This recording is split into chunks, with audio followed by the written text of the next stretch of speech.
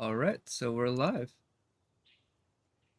Today I wanted to spend some time with Sayu because I noticed today when I was checking my quests that if I want to do this next part of the quest that I did yesterday, it's locked by Sayu's quest, which most people, I'm guessing, are not doing that at the same time, but I accidentally actually activated it yesterday, and as a result, it's conflicting with the story quest.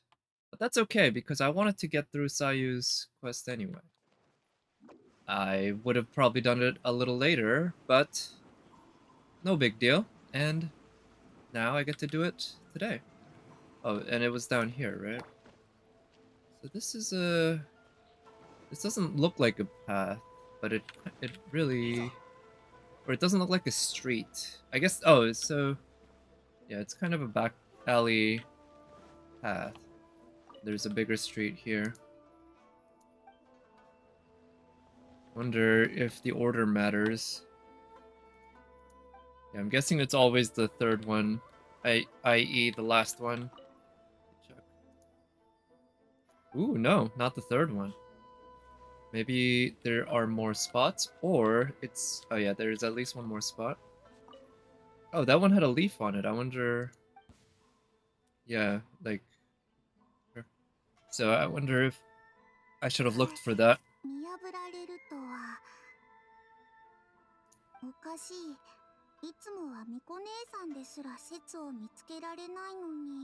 Wait, was her tail sticking out? For me, it was more the leaf and also just exhaustion. I wonder if she'll get mad at us if we call her Tanuki, because I heard that that was part of her character.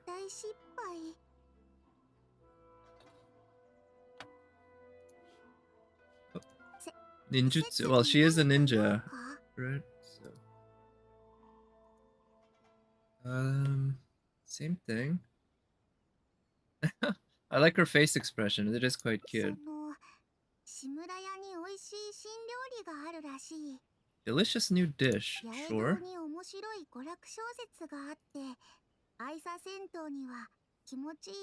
Light novels. Okay, this is a variety of stuff. I'm not sure exactly what you want to get at.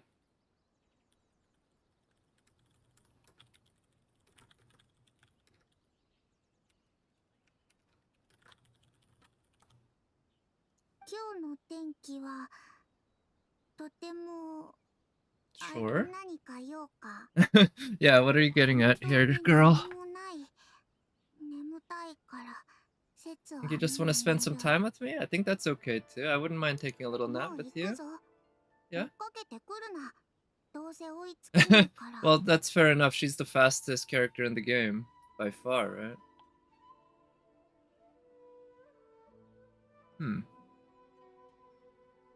So I can threaten her with either Shrine Maiden or Ayaka. Let's go with Ayaka. She doesn't sound that upset there, though.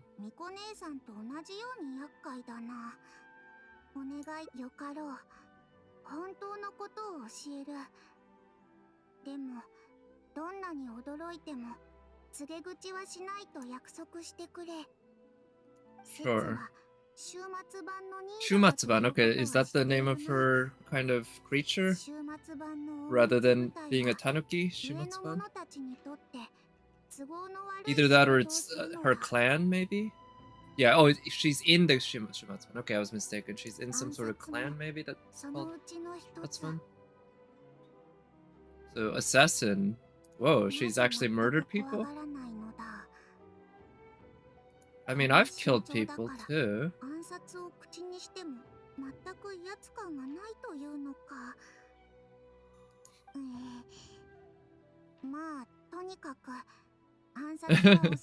Yeah, I guess I'm more watching out for number one. I've seen enough evil shit in my travels, I guess. Wait, I am the target? Oh shit, what's going on? This story escalated really quickly.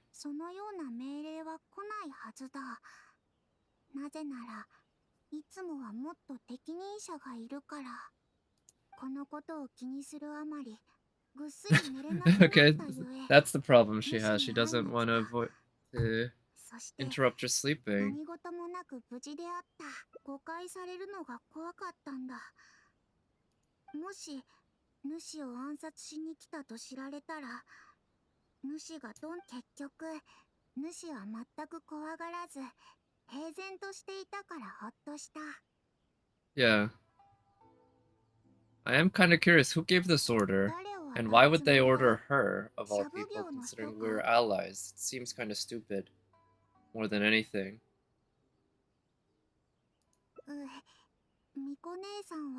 Okay, she probably just has one handler or something like that, right? That's the only one who she communicates to. If it's a criminal conspiracy involving assassinations, I imagine they want to keep everyone in the dark as much as possible. この暗殺命令について知ってると思う。彼女のところに連れて行くことはできるが、節は距離を置いて隠れてる。もし節が近くにいることがバレたら、きっとそして罰としての強制労働を課せられる。そうなると寝る時間がますます少なくなってしまう。She's really cute. Her voice, anyway. But this face is cute, but they keep going back to it. I wouldn't mind to get a little more variety. But to be fair, the amount of character sprites there are in Genshin compared to a regular VN, because this is not a VN and these are not actually character sprites, it's quite a bit more. So I guess I can cut them a little bit of slack. I still have to keep doing this, huh? Sure, let's teleport. Oh, also, while I'm here, I should purchase another refinement of the catch, because I believe I can. Check.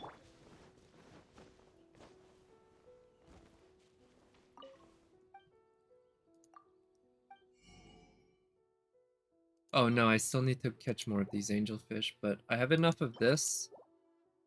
I just need 7 more of these and 6 more angelfish if I want to max refine the catch, which I definitely do.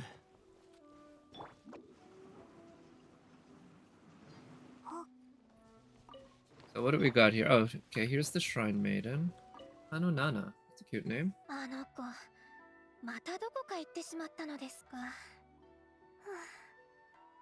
Trying to listen for who that voice is.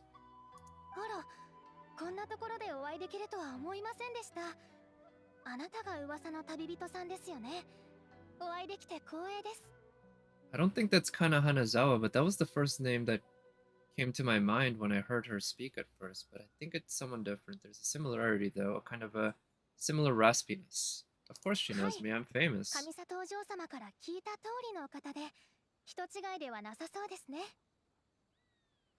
I mean, I could totally imagine Nadeko speaking like this. Nadeko from Bakemonogatari, voiced by Kana Hanazawa. I kind of want to look this up actually. Yeah.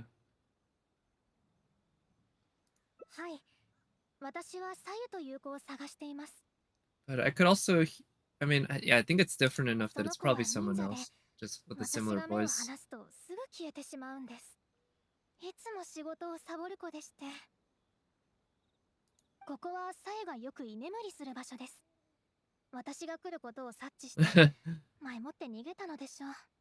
Okay, so she knows enough about, yeah, the napping habits.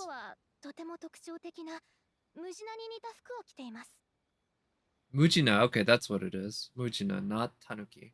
Mu as in the Greek letter, Jin as in my sister's name. Oh. And I'm guessing, depending on how I answer, she's going to grow suspicious. I'm just going to go with the simple no. I find that if you're going to lie, you want to go pretty simple and straightforward.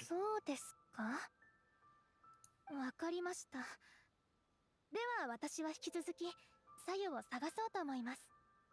Okay, and all of a sudden I'm dropping そんなは this? ずは That's quite a big thing. 誰 Why か would ら I 聞い even たの bring で it す up か？ to her? それとも Oh, その I 任 guess 務につい to てい be る忍 fair, 者と会ったのでしょうか？ we both know that she would be somebody who would know some info. Someone informed me that this might be happening. On the guard, heard things. Okay, so I'm committed to the lie.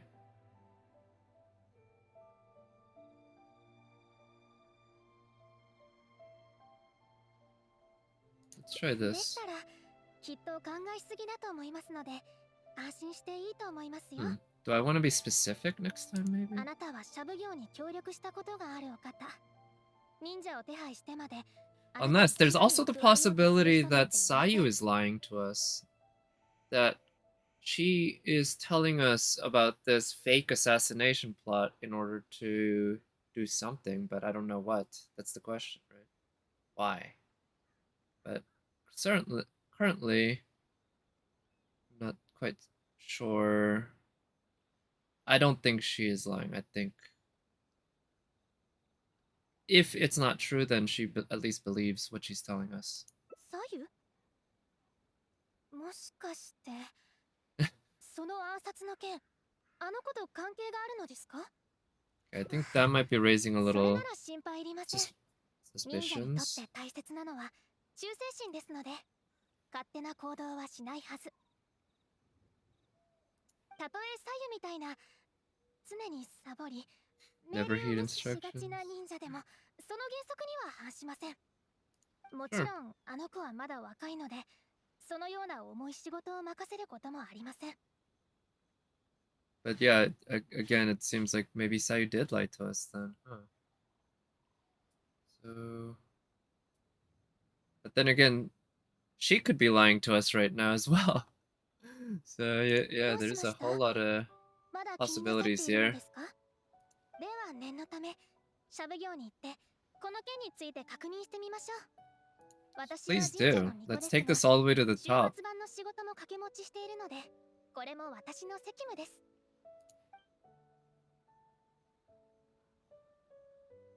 Yeah, 遅くなって申 of し訳ありま course. せん。今すぐ確認しに行ってきます。できるだけ早く返事しますね。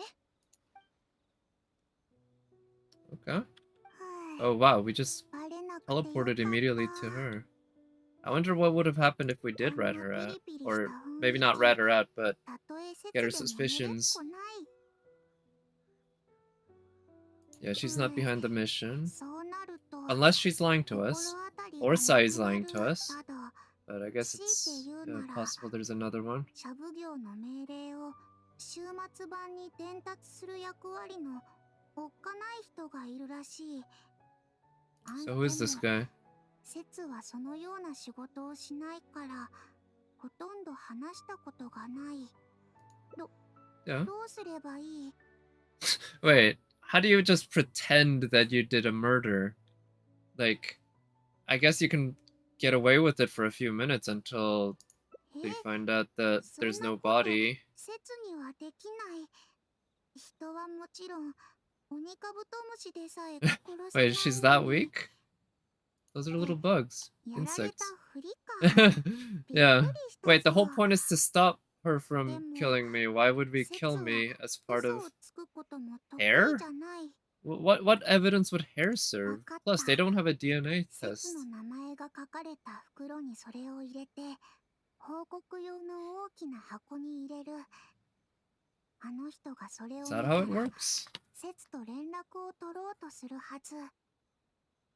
でもすごく遠い。めんどくさい。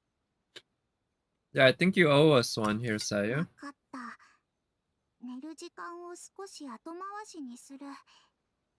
ここで説を待っててくれ。すぐに戻ってくる。 Okay, how long did that take? 戻ってきたぞ。すぐに彼は見つかった。なのに外で待ってろと言われた。おかしい。どうして直接奉行所で会わないのだろう。Yeah, sounds like we might have a crooked cop then, huh? はっきりさせよう。その後はぐっすり寝たい。 So we're learning that Sayu really is very single-minded, huh? Like, that was sort of the character that we were sold, and they were not lying. That's kind of all she really cares about. Anyway, now that we've opened up the ability to do this quest, let's do that. Oh, it's back to that area.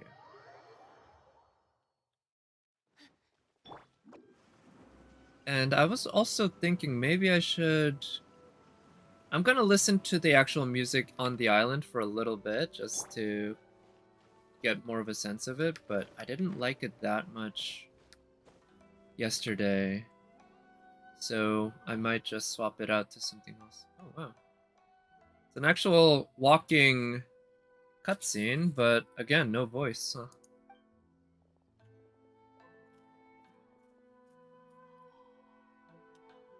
Batan Sango's storefront?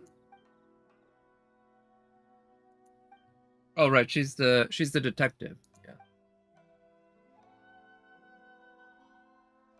The world comes to Batan Sango, not the other way around. Number 7 of the lines. What? Well, she just said it, I guess. Okay, yeah, this is kind of cringe. She seems kind of like Fischl. How do you say? Chunibyo. The renowned. And then not so renowned Paimon, also known as emergency food. Legendary. Yeah, of course I am. Guess they're really digging into, or not digging, leaning into this. Mihoyo is not making light of just what badassery the protagonist of this game has done. And already by the third country, we are just world renowned celebrities, legends, at least in those 3 areas. We'll see about the other places, how much of our legend has spread. So, what's your latest work? Oh.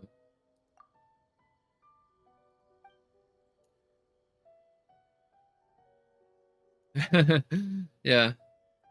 I don't really feel sorry for her. She was just wasting so much time with her chat yesterday. I hope we can get through this relatively quickly. Also, Rolled.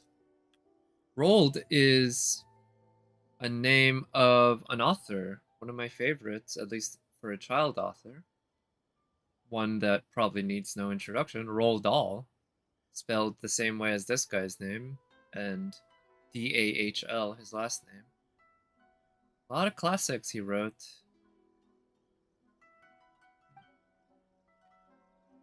Yeah, couldn't retrieve the Mashiro.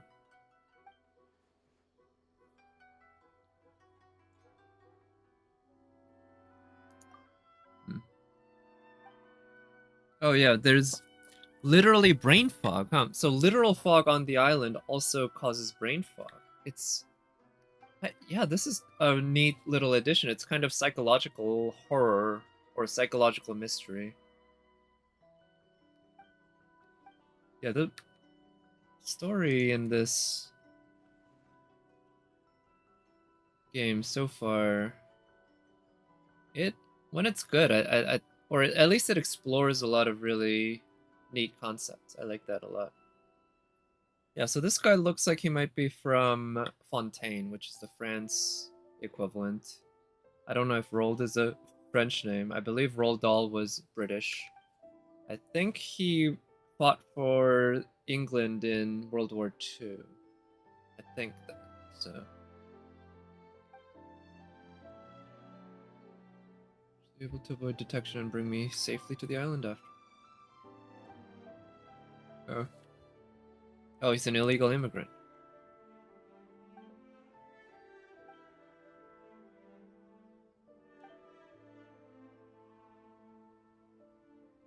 Friendly child. Yeah, we met a friendly child.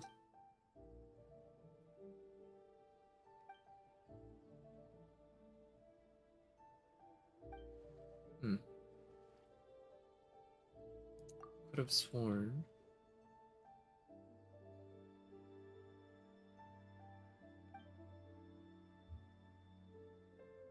That's why I write lose diaries. But diaries would, yeah, journals and diaries would be pretty darn useful. But I think even people without bad memory use journals and diaries. A lot of people have in history. Without them, we wouldn't have a lot of great primary documents. And a lot of fiction is also written like they were diaries. I'm listening to one right now, I believe. It's called 20,000 Leagues Under the Sea by Jules Verne. Distant seas.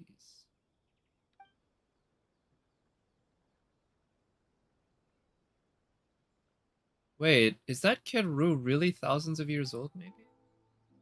Because they keep talking about how that island, the civilization was destroyed a long time ago.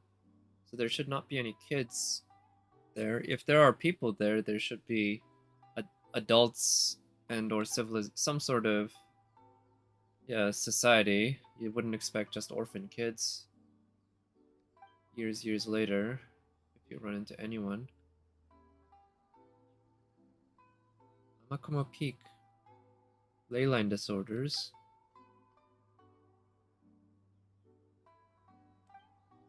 Huh.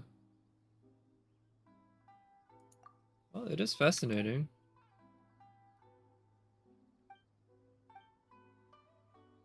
It just feels kind of oddly sterile when we get these cutscenes with 5 people or 5 characters, speaking characters, having a discussion, and we just hear absolutely zero voice.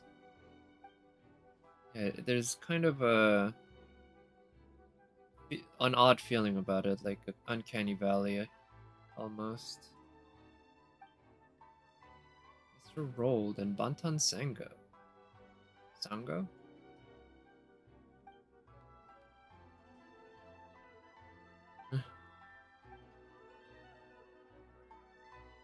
Okay, Paimon seems really interested. To be honest, I'm not that interested. I'm more interested in Kino's journey. That's a damn good anime. Not sure about the books. I haven't read the books.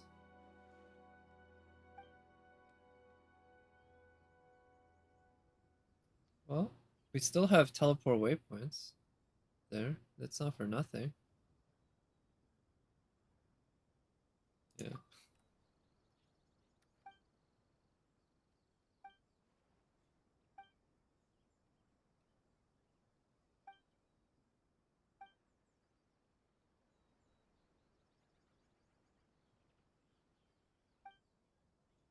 Oh wait, is he not French?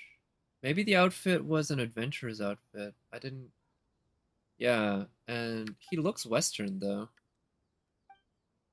So it's also possible he is from um Mondstadt, I guess. Okay, so that's the destination. I was thinking I'd like to actually ride a wave rider there. To do that, let's start from here and go up north to fish. Maybe we can catch some angelfish. If not, no big deal.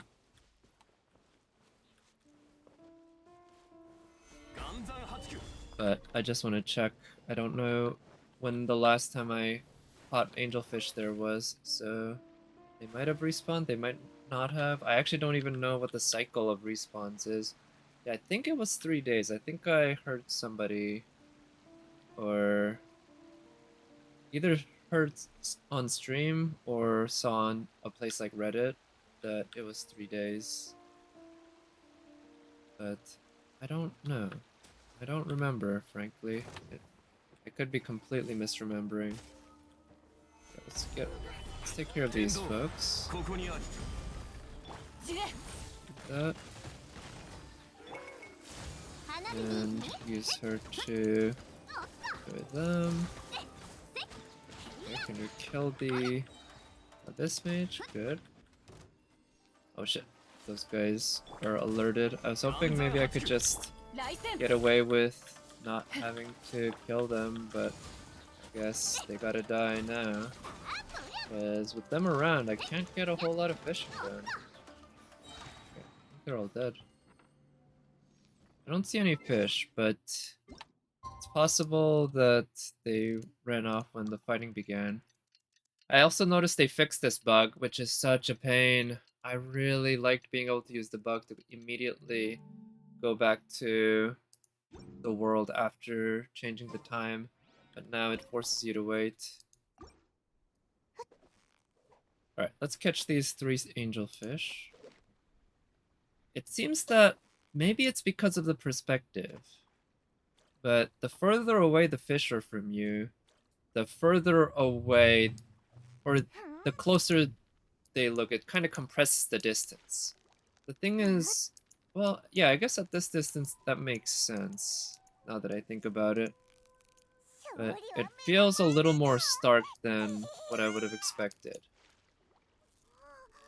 But it's something to keep in mind when I do it, when anyone does the fishing here, I guess.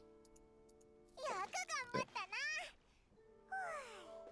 So 3 will mean 1 more refinement. Come on, are you gonna... No, no, don't turn around. Well, it didn't turn around, but... Oh shit, it noticed it just as I decided to give up. Oh well. Oh shit. Just as I threw it, it decided to turn around. Let's see, let's go for the one on... Oh, come on! Okay, well, it's kind of turning around. Oh, good. Finally. These guys have fairly small ranges, huh? Guess they are designed to be somewhat difficult to catch.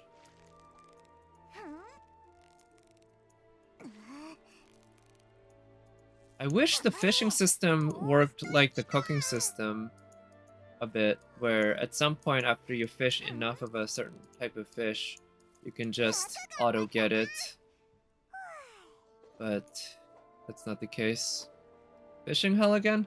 Not quite. I decided to come by here because I need...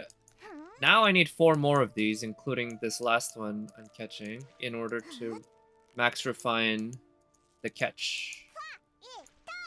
Yeah, I'll say this one isn't too bad.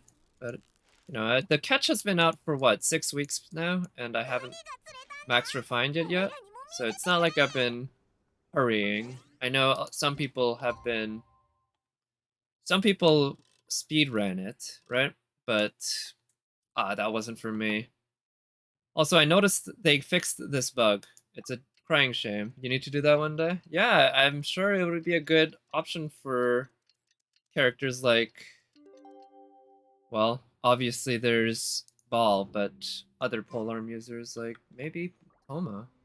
Although I imagine it might take you a while to get Toma. Yeah, today I actually just finished the Sayu quest.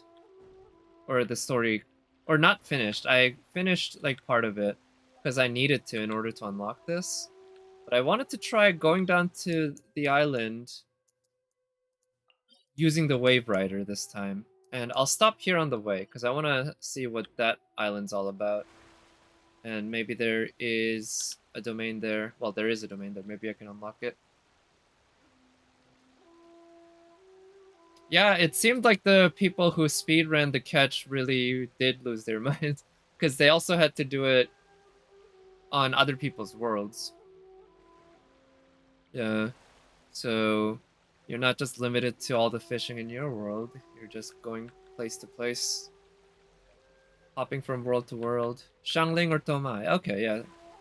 Shangling, definitely. Well, that's the one I'm planning on using it on, or I think I already am, actually. Yeah, Shangling, I've been taking around the regular world and killing shit, and at this point, she's already doing alright. It's just...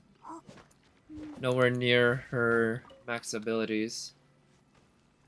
Inazuma Polearm. Is that the one where...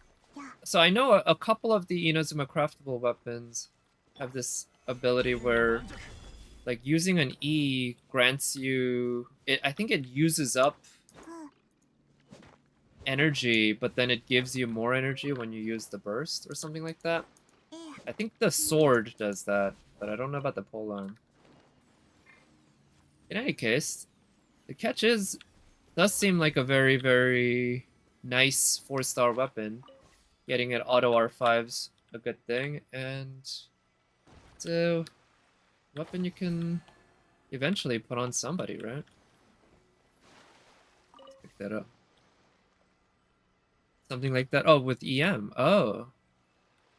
Yeah, so for a certain type of Xiangling, or it would also work, but Toma. Yeah, you said Toma's kit leaked, right? I actually haven't looked that up at all. But yeah, I wonder... Is he a support? I imagine he'd be a support, given his style as a character. It would be interesting though if he was also a DPS, just like Huta. You'd get 2 Pyro Polearm DPSs in one banner.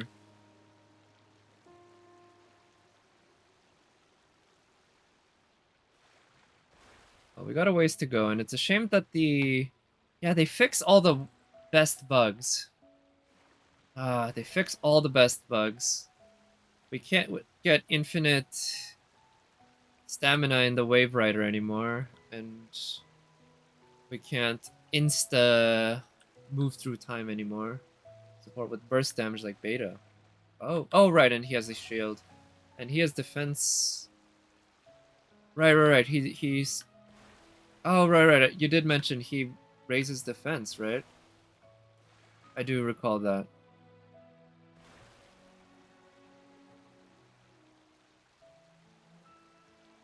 Right. Oh, yeah. His E is the one that does it, like Sarah. Unlike Bennett, where it's his burst that gives the buff. Yeah, I guess for a character like that, EM does make a lot of sense. Oh no, that's Goro? Shit. Okay, I was confusing my boy 4-star characters. God damn. Okay. Goro's the one that does the defense buff. Well, I guess you can tell how much I care about the boy characters in Genshin. Uh, yeah, sorry boys. Just not my thing. You know, they're great, like, actual characters for the gameplay. Absolutely, right? Bennett and Xingqiu, 2 of the top 4-star supports in the entire game. And maybe Toma and Goro will both be good too, right? Yeah.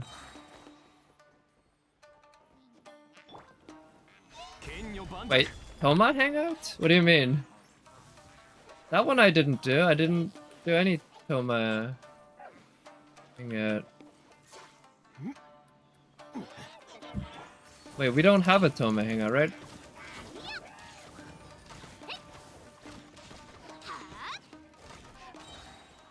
Oh wait, no, Toma was the other one, right? It's Sayu and Toma. They were the new ones? Okay, yeah. I forgot. Again, you can see how much I pay attention to the boy characters. God damn it, because you can see it very clearly, right? You see this, and it's a pretty big image right here. It's right there, right? But I just passed right over. It's like, oh yeah, Sayu, yay! I get to do that. In fact, this one's still unlocked. I guess I should do that. Just unlock it using the key. In fact, you know what's funny? I'm pretty sure I saw this, but the face didn't even register to me as Toma. Because it was just...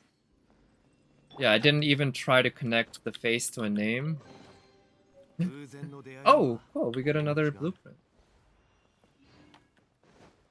Yeah, poor Toma. But I was at the beginning of Chongyun's, or actually I did one of the endings of Chongyun's quest, hangout quest. Really, yeah, I did that on stream. And I was gonna keep doing them and also get to Bennett, but now we have Sayu. It's like, okay, I'm gonna do all of Sayu's endings before I go back to Chongyun. And then I'll probably... Yeah, Toma's gonna be the very last one at this rate, because I feel like I have much more of a loyalty to Chongyun and to Bennett than to Toma. In terms of story character, Toma's not bad, I guess. He's a good, you know, he's a good guy. I think he's a fun enough dude. And it was neat having Hot Pot with him. Oh shit. Do this. Alright. Well, this would be a good point to have somebody who has AoE damage instead of somebody who can only do single target, but we can't always get what we want. Okay. Shit. How did this guy lose so much HP though? It could have been Yoimiya's burst. Yeah, I didn't quite catch how he lost that much HP.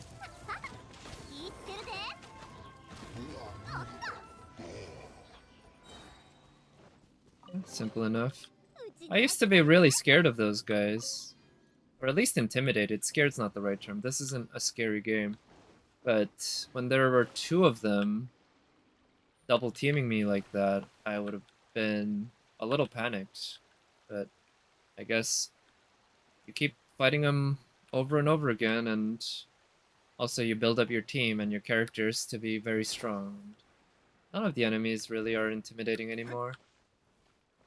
But that's fitting, right? Because I am sort of almost a god in the game. I'm a legend, at least. Let's see, so... Oh, it looks like there might be a puzzle here. There's certain... No, that's not a puzzle. That's a Electroculus. I saw that and I thought maybe that was a relay stone rather than an Electroculus, but an Electroculus is even better. I wouldn't have minded a puzzle, but... Okay, I'm just gonna go up and fall down. Doma C6 is really nice.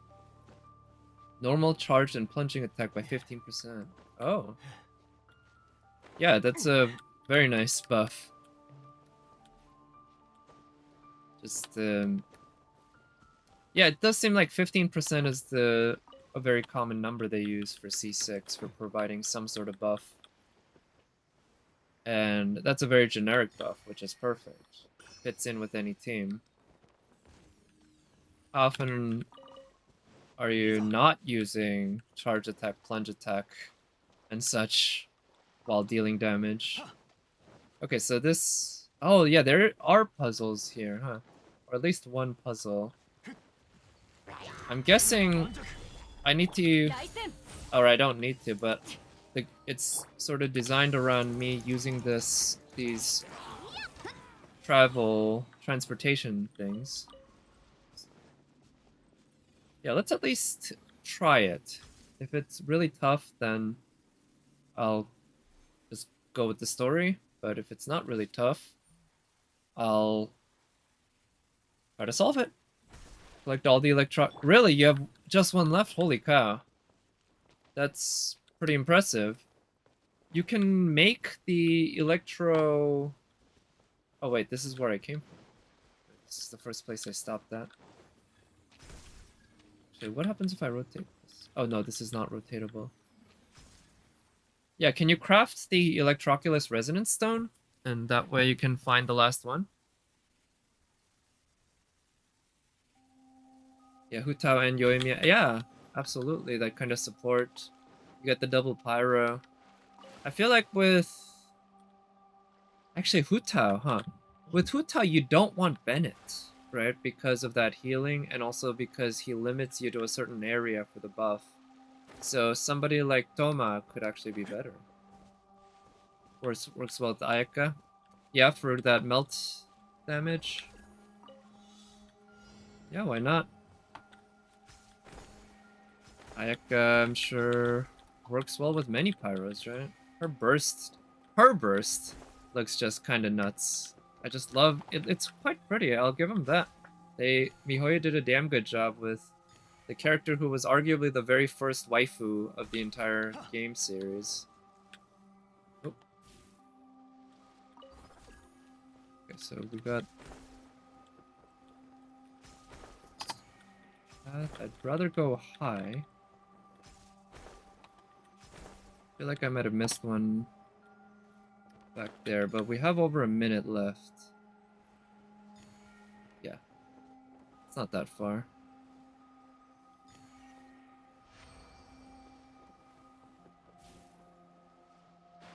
Oh, you don't know how to get it. Oh. I remember I had one like that. Yeah. I actually remember it. It was over here. So this was not in Inazuma, but in Liyue. But I don't know if you remember, there's a waterfall right here, and there's a path in here where you can solve some puzzles, or you fight some ruin guards and such as part of a quest. But there was a Liyue, Geoculus here that I saw for the longest time, but I couldn't figure out where it was. I eventually looked it up, and apparently all I had to do was look up, and there was a wall you can climb, and I saw the wall, but I didn't quite realize, oh, I should climb that wall. And behind the wall, you could get the Geoculus. Emblem Dungeon. Yeah, Bennett Burst, Jungling Burst, and Ica Burst, and it's over. Nice. So yeah, you're just doing massive melt. I think, yeah, Bennett, Jungling. I guess in my case, I could use it with someone like Mona or Xingqiu, of course.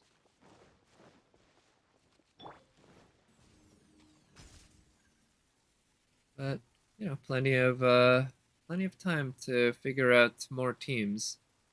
This one I figured I'd use for exploring Inazuma areas, because I like having Sara there to deal with the electro... Oh, it's one of these.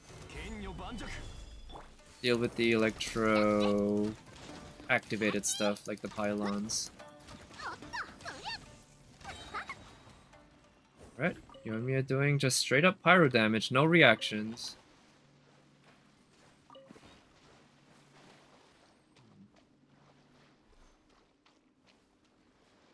Okay, so there's a challenge pylon. I don't remember what this eye is supposed to mean. I think it's a... Oh, it's... Okay.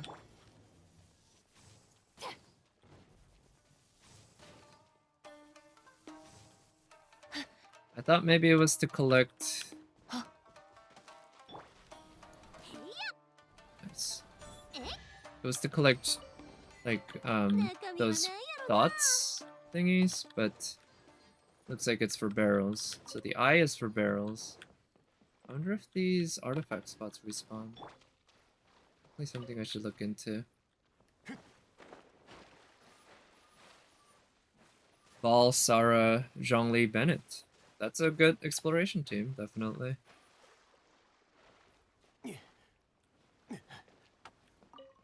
Ball and Sara, I know, make a very good team together. I have half of that team. Oh shit, right. Forgot that you need to be right next to the explosion of Sara's charge shot if I want the buff. That's okay, that's not that big a buff that I'm losing. Yeah. Even if I don't want to use too much Zhongli, for world exploration, he's still just too damn useful not to use, being able to break so many rocks, and also just to make it trivial to deal with any sort of enemy that you come by. All you have to do is activate his shield, and you have absolutely no issues. Basically ignoring any enemy you run into. Okay.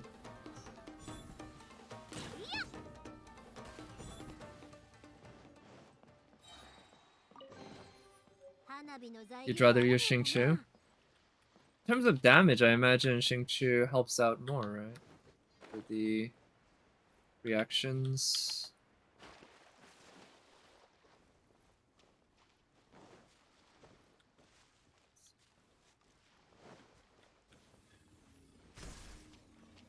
And Xingqiu provides another heal. That's also another thing. I've noticed when I'm exploring, I don't mind using Xingqiu's heal so much. Because you're not really under time pressure at all. You just activate a Z, walk around, and switch to whoever you want to be healed.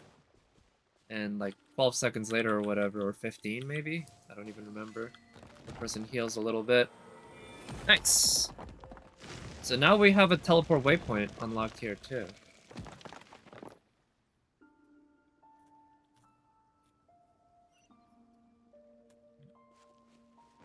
Okay. Oh, we also get a chest. Yeah. Here, do that.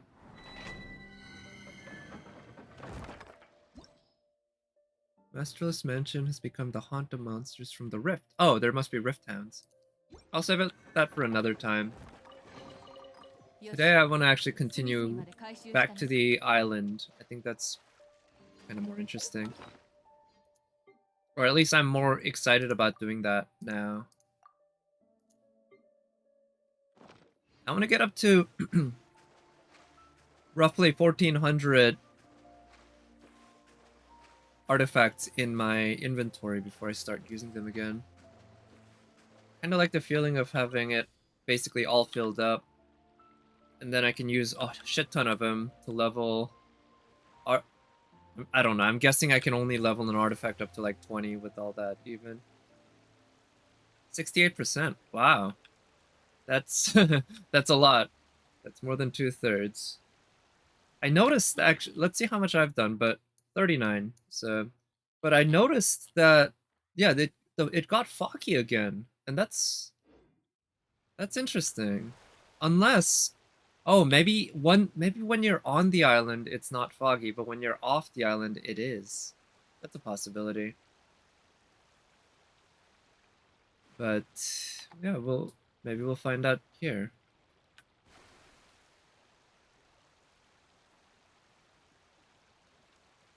New chest today on the island? Oh, really? Is there another one of those daily respawn thingies with chests? Which, if so, that's pretty exciting. Yeah, that's definitely been a common theme on Inazuma, right? These chests that keep respawning.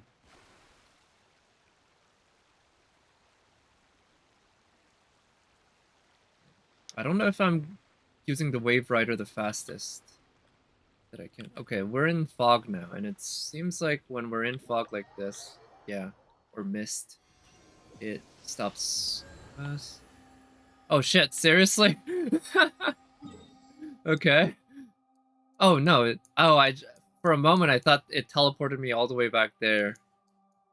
Okay, it just teleported me to the one statue of the 7 on this island. But no, even though I'm on the island, it's back. Is this gonna be...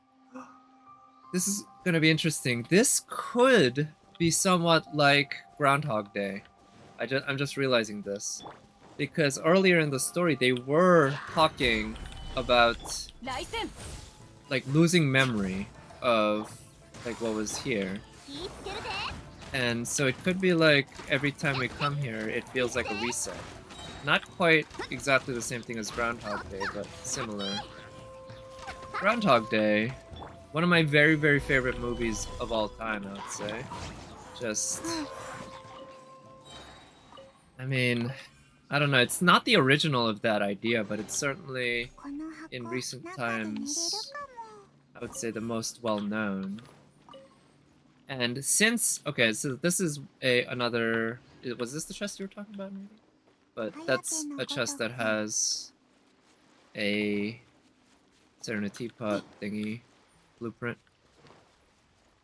Yeah, so since Groundhog Day came out, of course, there have been plenty of works doing the whole time loop thing, and even before Groundhog Day, it was a thing, but I don't know of any examples off the top of my head.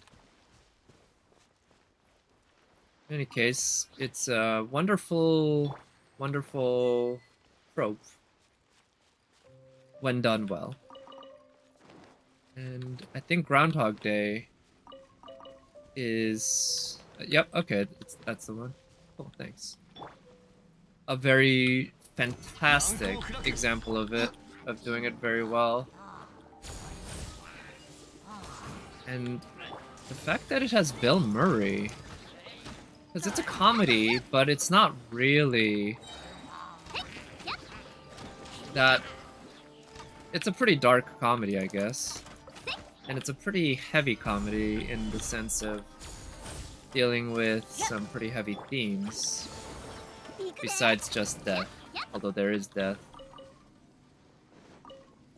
In fact, yeah, I'd say it's more so about life than death, I might say. But it did it so well, it was so funny. The setup was done beautifully, and yeah, everything. Oh, and it's also great because it occurs to me, Groundhog Day is February 2nd every year. That's just the day, 2-2. And what's the update number on this? What update number are we playing? Oh, what just happened? Oh, wait, if we enter the gate, that's when that does it. Oh, so we can only enter the island through this one area. Okay, I got it. So it's not Groundhog Day. Something weird. Just realized that neither Ganyu nor Beto. Oh, yeah, indeed. I would have normally taken Beto, right? I took Beto yesterday. But I figured that I want to bring an archer, and I haven't brought Kujosara out in a while. Yeah, that was basically it.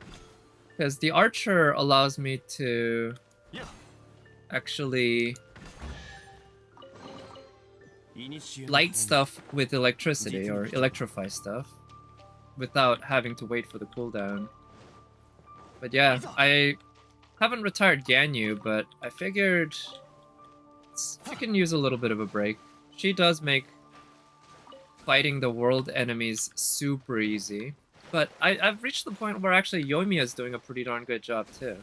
She's certainly not as quick as Ganyu, and not as easy, because with Ganyu I can just sit back and snipe at enemies. You can do that with Yoimiya as well, but she's not nearly as good at it. Talking about an Electro Amber, hey! So, I was gonna say that's an insult to Sarah, but actually no, Amber is a sweetheart. I love Amber, she's great. And that's more of an insult to Amber to say that comparing someone to Amber is an insult. But I'll say, yeah, Kujo Sarah, right now the way she is built, for me, she works fine, I guess, right? She just needs attack on the weapon. Actually, I think I don't really have any other bows I'd want to give her. And ER's the right one.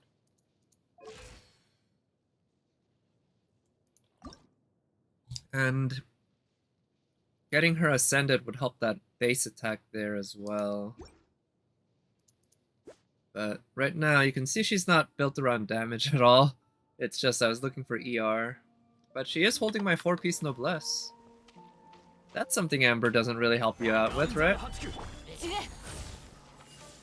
You could do it with Amber, but it would be kind of pointless. Why would you want to tie a 4-piece noblesse to Amber's burst of all things? 50 crit rate, 120 crit damage, 195 ER, nice. So you're basically the same except better crit rate and crit damage. Oh, is this Rue?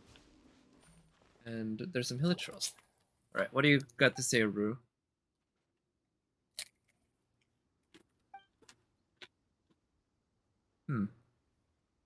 Missing? They never came back. Yeah, the detective. And the man in green name was Rolled. BP bow. Oh, you're giving her crit rate. Interesting. Well, that'll certainly help her do more damage, right? If you don't need the ER. In my case, you can see I need that Favonius for the ER. At least right now, the way she's built. I guess Favonius is overall a good support weapon, though, right? It helps giving energy. It's just that, oh, I really need to prioritize crit rate on her if I'm giving her Favonius, because I want to be critting. If I'm only critting 10% of the time, and I'm generating energy particles only 90% of that, then I'm not generating energy particles all that often at all. I'm not making use of Favonius properly. Wait, he has a grandpa? Yeah, 200's plenty. When the stars... When Kamui... When the first priests heard the sharp sound of wings piercing the skies, they picked up the plumes of the thunderbird. When they blew upon these sturdy feathers, they would... Shit. Okay, I can't read that out loud fast enough. That's kind of annoying. If they're going to tell a story like that, they should have used the standard technique here so that people can actually pause. I'm not a super fast reader, but I'm not slow either, and those definitely had much more text. Not much more, but more text than I could comfortably read in the time that they gave me.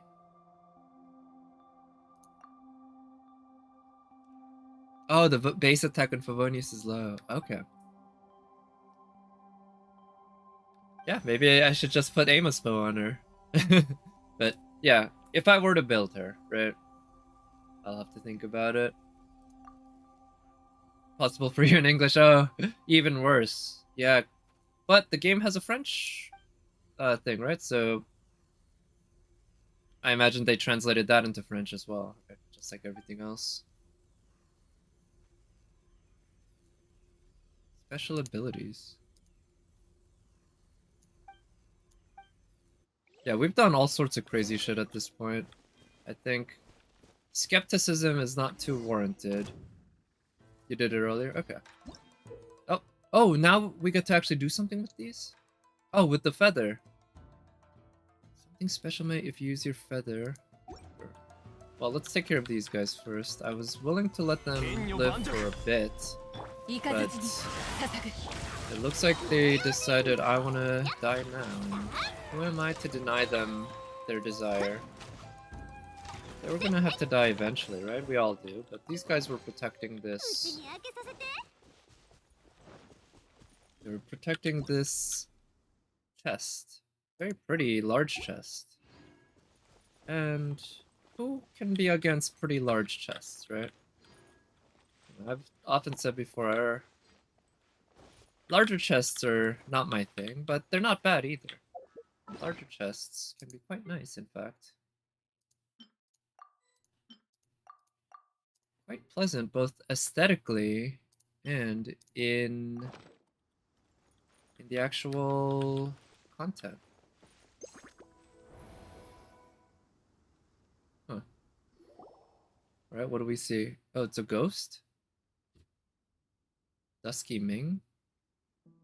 I don't even... Oh, was Dusky Ming the ghost near Wangshu... Not Wangshu. The hotel on the tree in the middle of Liyue. I think that was her.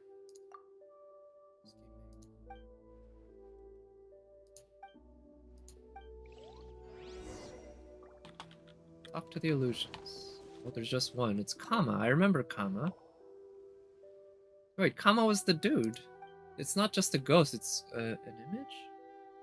It's in Beto's ship.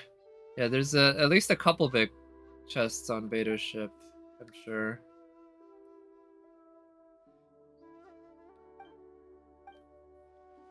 And at least one of them is not made of wood and or metal. But she probably has at least a chest or two of just treasure in there somewhere, right? Probably takes bats in them like, what is it, Scrooge McDuck? Could you imagine? Like, yeah, walking into Beto's private, I guess it's the captain's quarters. She's just lying in a bathtub filled with Mora coins. Oh, that'll be perfect too, because what is Ningguang obsessed with more than anything? Mora, right? So what better way to spend time with her very, very good friend, Ningguang, than taking baths in Mora that she stole from people trying to use Leeway Harbor. Fun. Half done.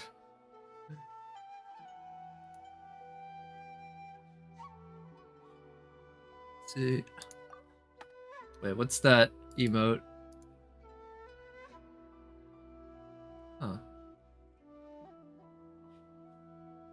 But wait, which is that an iPad or something that she's looking at? I actually don't know. I, for some reason, I can't seem to see the actual text of the emote, but that's pretty cute. Who is that anyway? Is that? No, it couldn't be. I was first thinking of Gura, but Gura does stuff on YouTube, so she wouldn't have Twitch emotes.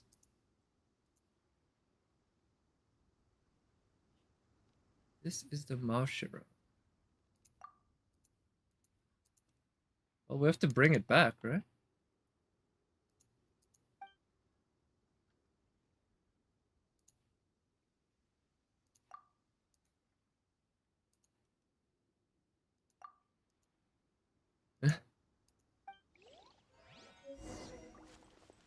Go to the ceremonial site. Alright, looks like we're not going straight back. There are Hilichurl stuff here. Might as well try collecting these. Yeah. This music... So far, a lot of this island, the music seems to be fairly subtle. There's been a lot of times when I haven't heard a whole lot of it.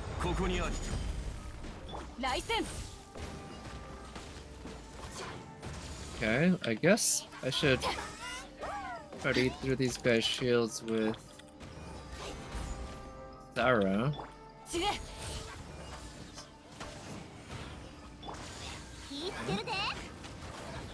that guy. And we can swirl that. Yep, good. Shield.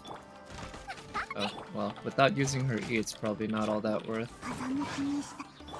Oh, it's Sarche. Okay. Echo. Echo. I don't know that character, actually. Is that... Is that the little sister in that series that... I think it was written by the same author as Orima or something. But I know there was some anime that was also like called Little Sister something something. She kind of looks like that. But no, wait, Echo. Echo, of course, that's a sound. I know etymologically it has to do with sounds. Oh. It's so funny how like Little Sister anime is just a genre unto itself. Like, it was funny enough that Harem was, but Little Sister. Pandora Hearts. Oh. I've heard of it. I've heard of Pandora Hearts. Actually, if I looked it up, I feel like I've seen art of it.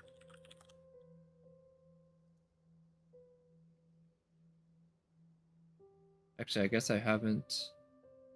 Yeah, I googled it and the art doesn't really ring any bells for me. I think actually, yeah, the name does ring a bell, though. I'll say I've heard of it.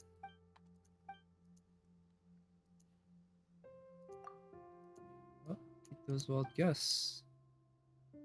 Oh, murals. Maybe we can start unlocking stuff with the murals, too. But she is cute. I'll say that. I like the design, and I like the emotes. I imagine Sarche must have drawn them him or herself, right? Which is always nice, because that person's an artist. But then again, maybe their specialty wouldn't fit so well for an emote? Because that probably takes its own kind of skill set. Then again, emotes aren't exactly all that complicated. I could probably do one of rudimentary quality if you force me to. And I'm not an artist by any... Well, I guess you could stretch, but I'm not much of an artist, let's say that. I'd probably just edit a photo, like Photoshop a photo to some extent. Oh, you got sub gift. Nice. Yeah, I remember when I was watching a lot more streams, in part because I was actually working full-time from home, unlike now where it's kind of half and half. Unfortunately, it's more working from the office than not, but yeah, I remember, yeah, I used to sit in on so many streams and get a bunch of subs.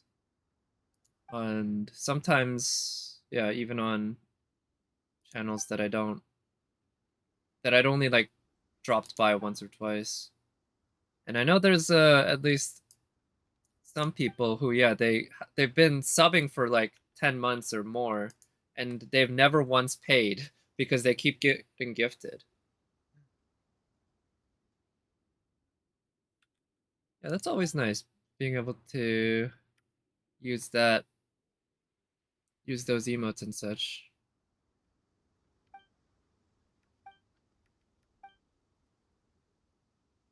Because who am I? I don't actually even quite know who I'm subbed to right now because I do get gifted subs, but there's only one Twitch streamer that I actually do sub using my own, which is the Prime, right? Each month we get a free Prime, or I get a free Prime sub because I subscribe to Amazon Prime. And I always use it on her. 8 subs. Holy. And we're not even done with the year. Right? You got it almost every month at this point, then. We're only about halfway through October. Yeah, speaking of which, I guess tomorrow's gonna be the reset for the Abyss. Yeah, I might do that. I don't think I'll do it on tomorrow. I'll probably save that for another time because there is a bunch of stuff to do in Genshin. Oh, and tomorrow is actually in FGO, Korea. Space Ishtar is going to be available, so I'll be pulling. Yeah, already, right? We're halfway into the month. Ides of October. Only 2 weeks until Halloween. I don't think there's going to be much in the way of Halloween parties around here, though. Yeah, I did see that Space Ishtar was Monday in NA. I saw on Reddit the official thing, which, yeah, Monday at least I'll be working from home that day actually, so maybe I could even stream a little earlier because I have plans in the evening. Yeah, we'll see. But I'm tomorrow in FGO Korea. Space Ishtar event is starting. What is it? Saber Wars 3, I guess. So I'm planning on pulling actually. I'm pretty excited. Really, you had confused with FGO KR? Really? That's surprising. Where'd you get the FGO KR news? Maybe you just saw it on my stream? But then again, no, I haven't. Yeah, that official announcement wasn't in the Korean version the last time I streamed it.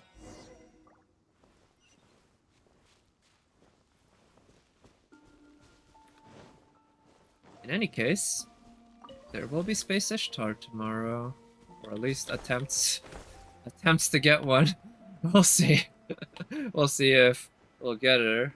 Some people will get Space Ishtar tomorrow. That's for sure. Some people in Korea and other people like me who are playing the Korean version. It'll be pretty great if I get her in my Korean account, and that'll just put a lot less pressure on me to get her on my NA account when she does come out. What's this? Huh. That activated an Electro Sealy. Probably on Discord, I see. Yeah, exactly. One multi, NP5 Speshtar, NP5 Calamity Jane, done. And on top of that, you can get a kaleidoscope. Because if you do one multi, you get 11 pulls, right? That is not gonna happen. But it might. It might. There's a chance. There's a chance that I might get hit by a meteor this very moment while a lightning strikes and I fall onto a lottery ticket that happens to win. There's a chance. It, you know, probably won't happen, but it might. That's what the gacha game companies are counting on, right? Yeah, it's like it probably won't happen, but it might. So why not spend a little bit of money, get those extra chances, get a few more stained quartz or primo gems or whatever, do a few more pulls.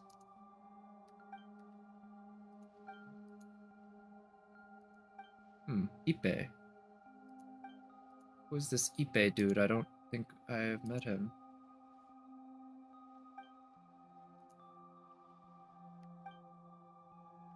Or I wonder if it's Ipe. Maybe this is something that Ipe talked to Ru.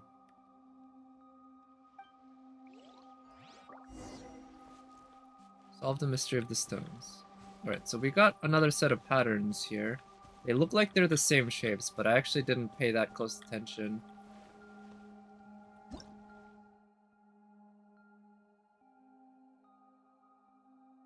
This is known.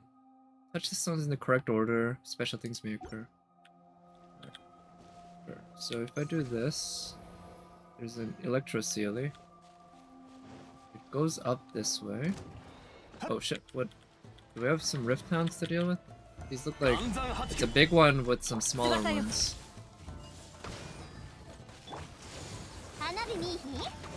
Well, let's just use Yomi to destroy them. And I hope I can avoid the corrosion as much as possible. I'm still working on getting good at that. I'm still working. These guys, I haven't fought them that much, so I don't know their animations all that well. Certainly not nearly as well as I know the regular enemies in other parts of the world than Inazuma. But a lot of their animations, I will say, are fairly intuitive. Doesn't take that much effort to figure out what they look like and such, and figure out what they're gonna do. And this guy might have gotten into some sort of weird AI lock.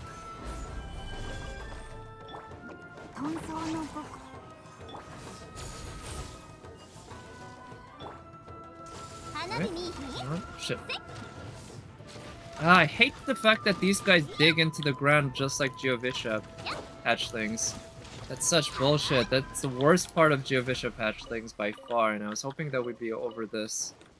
But to be fair, I guess there's a number of enemies that do similar things, teleporting and such. It's just an absolutely annoying enemy feature. Ito's burst is very similar to Ball and Peep. Really? So what, it also charges other people's energy like hers? And does it become stronger if you use other people's burst? I mean, if that were the case, that would be basically identical, right? But I don't know. Huh. So let's get rid of these. You know, I think it was on Reddit, somebody was pointing out that these Hydro Samatrals are actually if they were playable characters, they would be some of the best Hydro characters in the game, because they actually heal really well. And they apply Hydro really well to a certain area. So, yeah, if you could actually play as them, they'd be some of the best Hydro, like, damage and healing and such units. Alright, so there's an order here. It went from left to right. We got let's call that a V, a Y, a Z, a triangle, and a circle.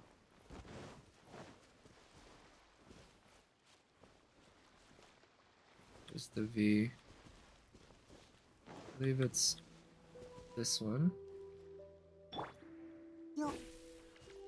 And a Y.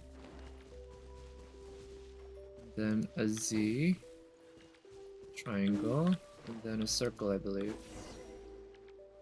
Yeah, okay, got it. Nice. I just didn't think I'd get it on my first try.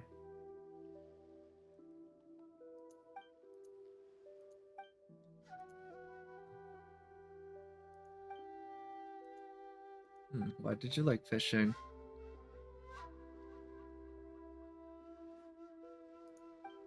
Yeah, that's pretty nice. My grandfather used to love fishing. I never really, or I went to fishing with him maybe once or twice ever. Never really did it, but he'd talk about it a lot, and he had a lot of fishing rods and such. I imagine for his generation and older, before we had video games and such, fishing was not. And I mean, to be honest, it still is a good pastime and such. But I feel like, and it is relaxing. But I also feel like I get drawn to these more flashy entertainment a lot more. I should probably do a bit more of slow stuff like fishing. Maybe not fishing specifically. I know in Gunslinger Girl, which is one of my favorite manga and made for a pretty good anime as well, one of the characters named Angelica, her handler slash boss takes her fishing as part of her training. Just as a way to learn a bit about centering yourself, I guess, and doing things very calmly, or not calmly, like step by step. You don't overcomplicate things. With fishing, it's just kind of, you do one thing at a time and you put it all together until eventually you hopefully catch a fish or two, right? And overall, it's a very slow and deliberate, that's the word I'm thinking of, process. Unlike getting into a gunfight with terrorists in Italy, which is what Gunslinger Girl is primarily about. Yeah, actually, yeah, I heard that Gunslinger Girl drew a lot of inspiration from real-life Italian politics, including terrorism in Italy. But that's a topic that I think not that many people know much about, and I'm certainly one of them. Very interesting anime, though. Very good.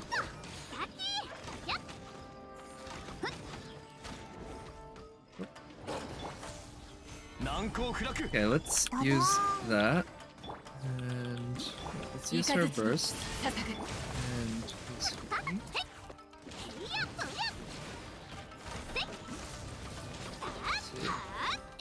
Come on. Yeah, I guess these are supposed to be equivalent to the Geobishops, roughly, in terms of danger and how much effort it takes to kill them.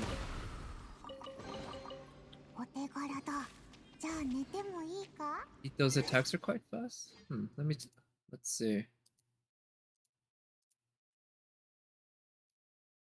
So this is gonna be muted on stream, but we're just paying attention to the animations.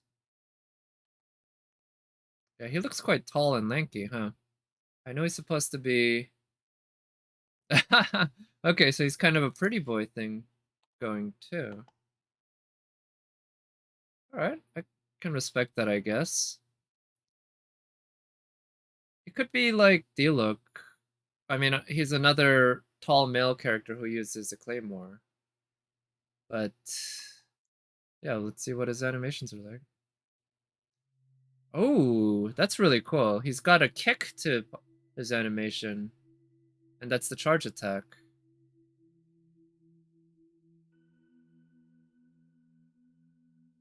That's a nice animation. I'd say the speed looks similar to Diluc's speed overall, but it's got a very nice look to the animation. Yeah, that kick, plus another kick on the sword. I'm kind of curious about the full charge attack, though. They're not showing the full charge attack, just the beginning.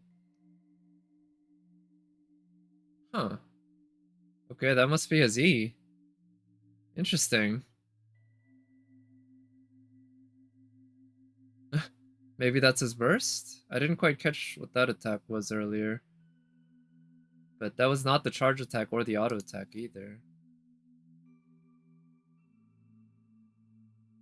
Unless that's like an E thing, where you press E once and then you press E again. Yeah, that's the burst, yeah. You press E once and then you press E again, and that activates something. That'd be my guess. That's a neat looking burst. I'll give it that too. The actual like short splash animation. Not bad.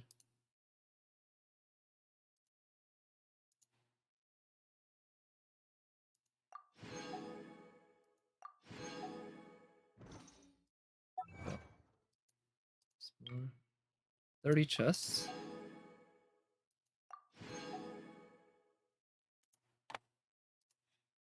It's a Geo Oz.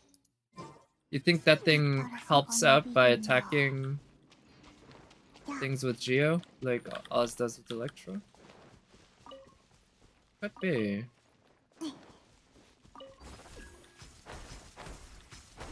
That could be quite good. Quite useful. Oh, shit. But that's also kind of like Ball, isn't it? Because Ball's E is like Oz. Or like Beto's Burst.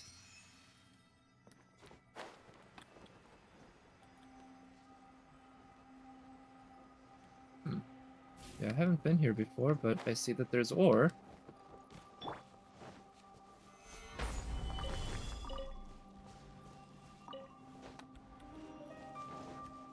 Yeah, I will say his auto attack animations, yeah, very good. Like, I feel like, I think the last Claymore character they released before that was Eula, right? I don't think there was any other, because Ayaka was... Well, I mean, besides Sayu, perhaps, but the last 5-star anyway. I kind of want to traverse here without using the teleport waypoint, just so that I hit stuff along the way. So I'm gonna... Oh, let's try this. Okay, so it looks like the idea is if we go to these, we activate it, and it kind of unlocks... So far, they've all unlocked a Sealy.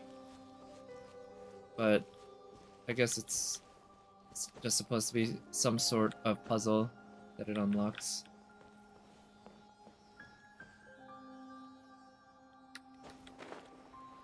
But yeah, I was saying the Eula had pretty distinctive and quite beautiful Claymore animations, and it looks like so does Ito. It's definitely its own style, his own style, that fits quite well. He's not a Diluc clone. Sayu also had her own kind of unique animations for Claymore, but I will say they don't look quite as nice. I think, yeah, I read that Sayu is only able to use a Claymore because she... Mysterious Stone. Or? Because she uses anima to help her swing it, and I think her animations do kind of reflect that, which I like. I'll give him that. But it certainly doesn't look nearly as stylish or badass as Ito's. Or as beautiful as Eula's. Oh shit, I thought that was the Sealy for a moment. It's just a mushroom. But Diluc also, you know, to be fair, I think he has a really nice looking animations. They're not very fancy at all. Yeah, they're not fancy in the least. They look effective. And that's sort of the point. That's what I like about him. He's very effective at what he does. And it makes him look appropriately strong. Yeah. I think I'm... Oh. Yeah, when I watched the Incredibles commentary, they did mention the difficulties of animating a character who's really strong while also having to lift something really heavy. Now, that was a long time ago, and I'm sure animation abilities have come a long way since then. In any case, I think they did a fine job with Diluc. It's a taunt, which will give a buff to Ito. Huh, so that means it really is for Ito, and Ito is kind of DPS-y in that way. A taunt. That's interesting, that fact that he has a taunt. We don't have that many taunters in the game. Well, at this point, I guess we have a good amount. Amber, Mona, Ganyu. Is that it? I think that might be it, actually, so that would be number 4. A selfish DPS? But what about his burst? If it is like balls, it would be a little less selfish, right? So I wonder if this requires the same order.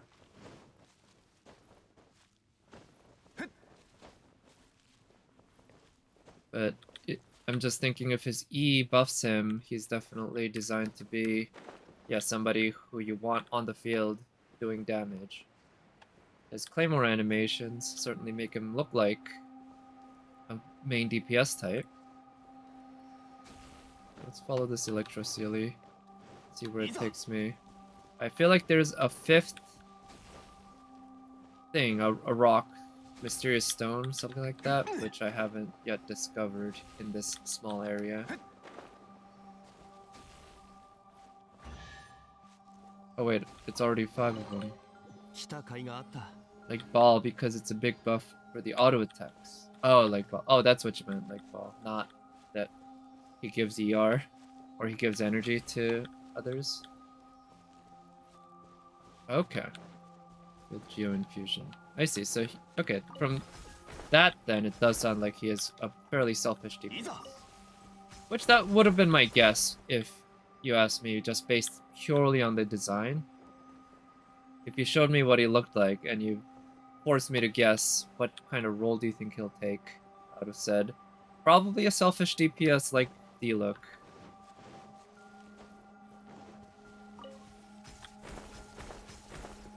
But man, yeah, the kind of the fancy animation with the kick, very nice touch. Absolutely. I am still a little curious what the full charge attack is going to look like, but I imagine it'll probably look like what Beto's and Diluc's look like. I think Eula's charge attack also looks like Diluc and Beto's, but I do not know. She might have a unique charge attack animation, because I know before her there were 2 types. The spin to win, which Sayu does naturally. It's the same? Okay. And the other one's the walking forward while swinging wildly. I don't know what I'd call it. Huh. Okay, it looks like some of them are lit up and some of them aren't.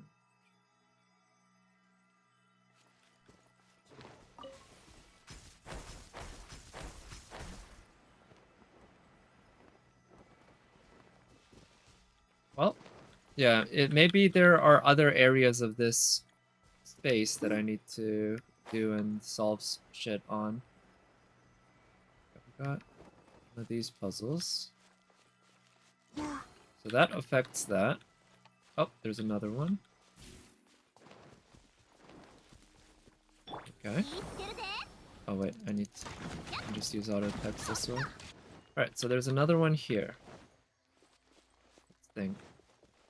That one has 2, that one has 1. If I hit that one still has 1. I think, okay, hitting that one increments these 2. What happens if so this one has 3, 1, 2. This one now has 1, 2, 3. Okay, so hitting this one increments these 3.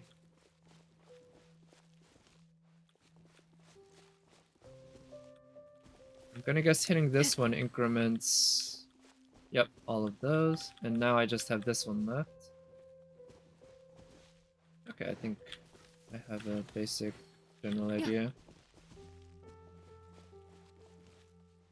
Yeah, that'll do it. Okay, I kind of wanted to end it on 3, but again, no need to really worry about which one it ends on, as long as it ends on all the same ones. So just get it over with. Collect that chest and keep going. Roll for her. Yeah, for if I'm rolling on Huta's banner, which is looking pretty likely, not gonna lie, at this point, given I have 365 in Primo Gems, I have another 20-something of Intertwined Fate, and another 17 here, so I have over 400 pulls if I really want to at this point. And I'm gonna have even more, of course, by the time Huta's banner comes out. I think if I roll on Huta's banner, it will be close to the end. Maybe in the last week after they've announced the next upcoming characters. If it turns out to be Ito and Albedo, I'll probably just go ahead and try to pull Hutao. Yeah, I think I'll probably just go into pity to get Hutao. Yeah. At that point, I don't care enough about getting Ito or Albedo that I'd rather just spend pulls and get Hutao. And Toma, probably. Hopefully. Maybe. If Yaemiko is one of the next 2 5-stars after her, though, I think I'll probably just... I mean, I like the idea of having Hutao, but at the end of the day, she isn't enough of a waifu for me that I think I'd prefer to save and use that guaranteed on banner on Yaemiko. I might be saving a little excessively if I'm being honest, because I only need to have 360 pulls saved up at any given time. So it's not like I'm feeling pressure to save up more. But given that the next pull is a guarantee for me, I do kind of want to save it for a particular 5-star, limited 5-star that I really want, even if it, and you know, even if a Jean banner isn't upcoming anytime soon. If no Yaemiko, then 50-50 for Ito. Yeah, I couldn't blame you. I'm kind of tempted to pull for Ito myself. If I do end up doing any pulls on Ito's banner, I'm pretty sure I won't go into pity. But I might at least give him a chance to come, because his animations do look pretty badass. Yeah, I guess he'd be like D-Look, where I wouldn't quite regret getting him. So I'm gonna mark this, because usually artifacts are in boxes, but this one is in a stump, and I might forget.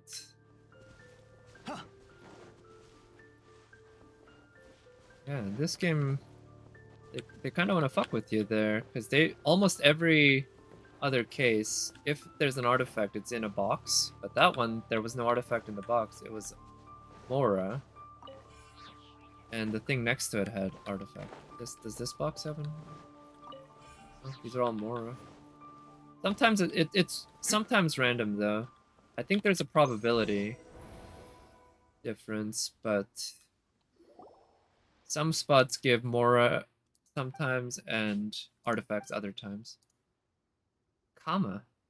Yeah, this Kama is just so much less hot than the one in FGO. He's about as purple though. In fact, he's more purple, but not quite as sexy. Not nearly, but kind of disappointing. Yeah, so there are these letters. We messed the rocks. Okay, we have to do this in order.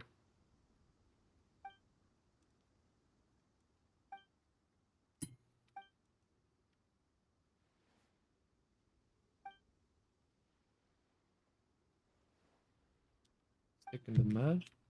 So this must be a flashback, huh? Wait. What did they just do? I want to know what inexplicable thing this group did. A future priest. Huh. That's not very nice, Sayo. You should be supportive. Jeez, what a bitch. Yeah. Can't say I'm a fan of this girl, Sayo.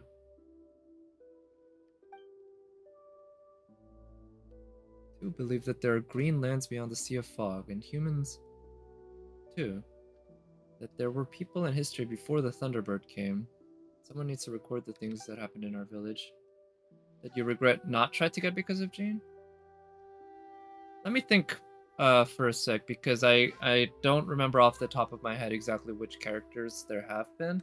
But to be honest, I feel like I have almost every single 5-star that I want. So, yeah, let me think. I'm gonna have to look at the list. But the first name that does come to my the top of my head is actually Eula.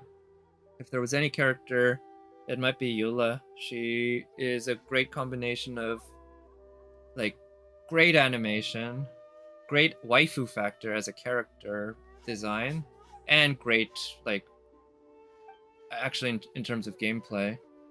Now, to be fair, there are other characters like that, like Ayaka and Ball, but I think I like Eula a little more than those.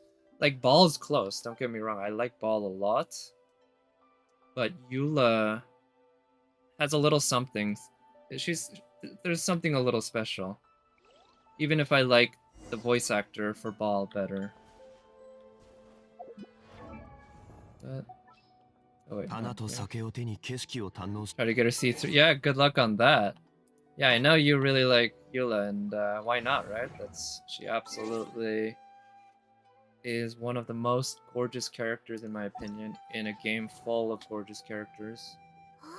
Yeah, like, let's see, yeah, Eula. I guess, nah, I don't really regret not pulling for Shao. Certainly not these two. That entire first row of these permanent 5-star characters. Oh wait, look! There's one that's missing. Who could it be? Certainly not Kokome. I don't regret that at all. Yeah, I guess if there's one, it'll be Eula. If there's two, it'll be Eula and Ball. Ayaka and Huta would come in third and fourth, probably, with Shao. But at the end of the day, yeah, I don't really regret any of it. Yeah. I'd probably pull for Eula on her rerun, depending on the case. Depending on a lot of things. Exchange your Shao for yeah, one Animo 5-star for another one. Yeah, unfortunately, Shao is a very selfish character, right? So he doesn't fit into a lot of teams, from what I've heard. Whereas Kazuha is like a plug-and-play kind of character in so many teams. Restore the stones and solve the puzzle. Let's try to solve the puzzle. So here we go. Move in the direction of this symbol. And, oh, okay, so it would be... Alright, so I should probably leave this stone here until at the very end so I can move it there. Where are the other stones? This stone, I want to move to there. That stone, I want to move there, but yeah, let's just wait. Wait, actually, for whatever reason, this seems very easy. Let's see if it really is as easy as it seems to me here.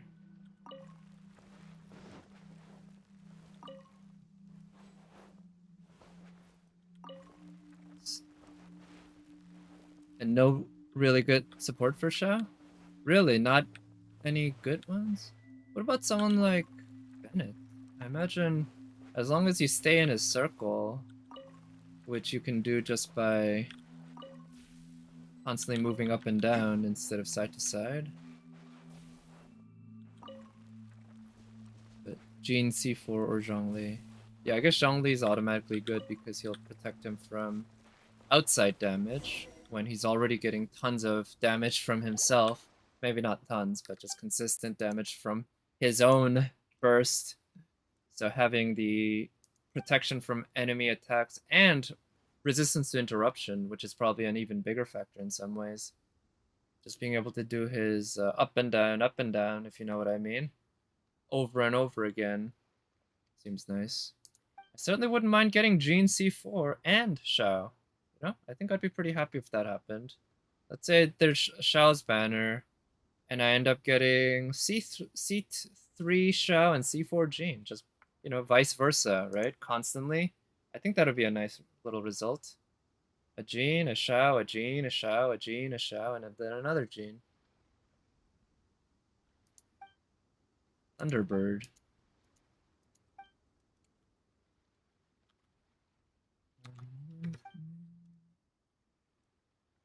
Oh shit.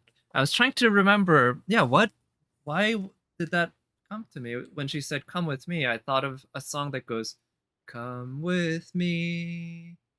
And it took me about 2 seconds, but it did take me some time to remember where that comes from, which is from a musical, Les Miserables, um, which I believe was originally a French musical based on a French novel by a French author, but I'm only really familiar with it for the English adaptation, which I believe took the exact same songs but translated them. Dun, dun, dun. To come with me to where something can never touch you. Do, do, do, do, do, do, do, do, do. I remember that's a song, it gets repeated multiple times in the musical, but it's used at the very end when one of the characters is dying, and he, I believe, sees a couple of the other characters who had already died previously in the musical, in the story, and they're whisking him off to heaven, essentially. Yeah. Good musical. I liked it. I like the English version anyway. Sure, the French version sounds just fine. It's the same songs. In 1 year, we have 2 Child rerun, 1 Zhongli, and 1 Venti. Yeah, we have... I've heard people call Child the rerun Archon, because he's gotten more than any other 5-star, right? Whereas even the Archons haven't gotten as many reruns. This seems not to be wanting to... Oh, wait. Yeah, I was electrified there. Ah, let's forget about it for now. Let's go to the story.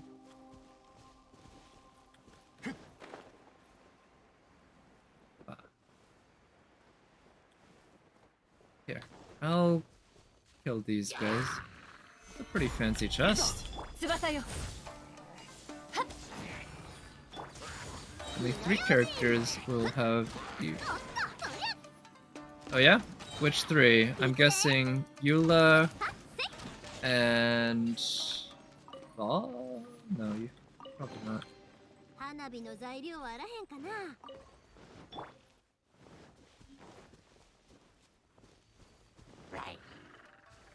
Let's see.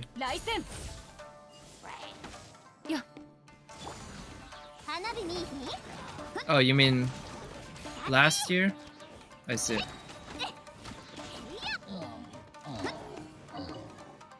So like there are only 3 characters with reruns last year? That... Or that didn't have reruns, is it? So we have Albedo who didn't have a rerun, we have Hu Tao, and we have Shao. We have Child Hu Tao. Oh right, we did have Hu Tao. Well, not yet, but we're gonna. And I guess we haven't had Ganyu yet either. And it is looking like Albedo from the rumors, so... Oh, another one of these puzzles. Let's see. Well, let's try activating this. Okay. I don't quite get what that's all about. Xiao and Zhongli for Chinese New Year. Xiao would be certainly very fitting, and same with Zhongli, I guess, but I feel like Xiao because they did kind of make the Chinese New Year in Liyue the Xiao Festival. But it could be Zhongli as well. Never a bad reason to rerun an Archon, I feel. Especially one of Zhongli's caliber.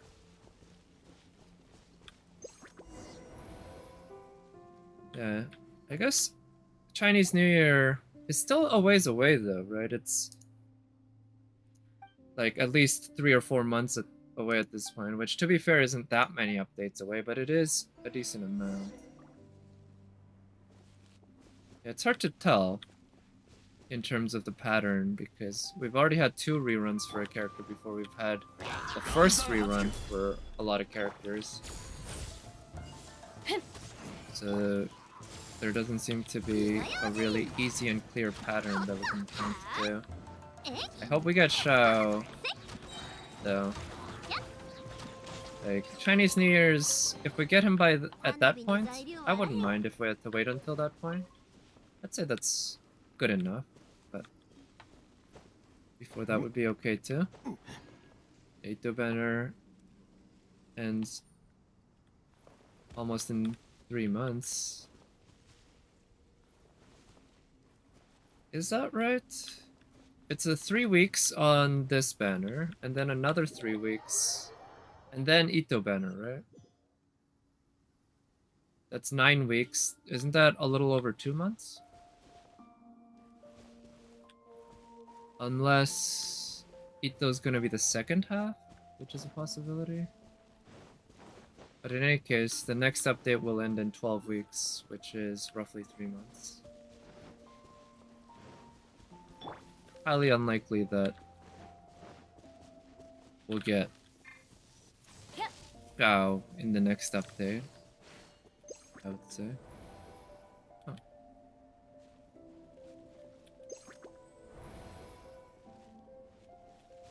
Ito or Albedo. Right, yeah, hard to say what the order is, or impossible to say.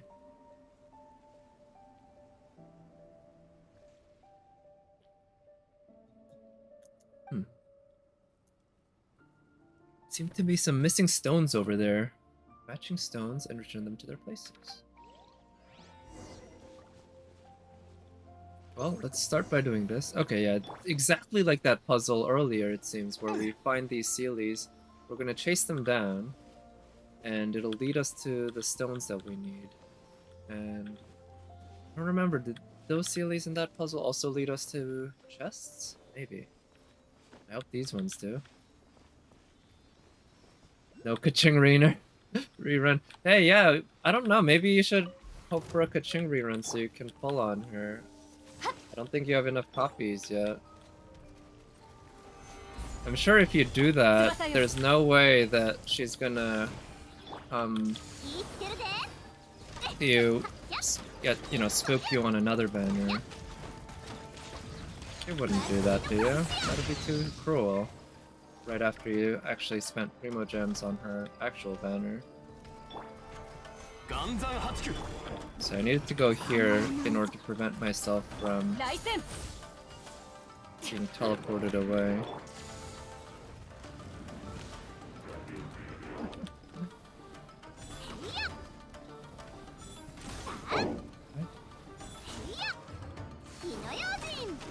Yeah, the range of those electro things to help us not get teleported away when we're in the mist is pretty small. Pretty damn small. Man, it would suck if we got a Kaching rerun though before our first Jean banner, or our first anyone banner who's not who's in the main pool who is not Kaching. They'd be like, what the fuck, Mihoyo, what do you like so much about Kaching? Even, like, you look at her kit and you're like, they must hate Kaching, but then if they give us 2 banners before they give us a single Jean banner, I think you're sending mixed signals here. And I do love Kaching, don't get me wrong, as a waifu. As a waifu. She's adorable. But her waifu factor is... It's not high enough to get anywhere near Jean, I'd say. And as a result, I don't feel like I want to use her that much unless she's like really good. And unfortunately she's not like really good at all. And a new character for update. Yeah, I mean, that would be a good formula. I agree. I just don't know if we can expect MiHoYo to follow any kind of formula like that. But yeah, one rerun plus one new character I think would be a good general pattern for them to follow. Need to get up here. I personally wouldn't mind if they followed an even different one where it's they go with 2-week banners and they have one rerun, one new character, and one of the regular 5-star pool characters. How about that? I think that'd be nice. 222, just like they did at Shao Festival last year.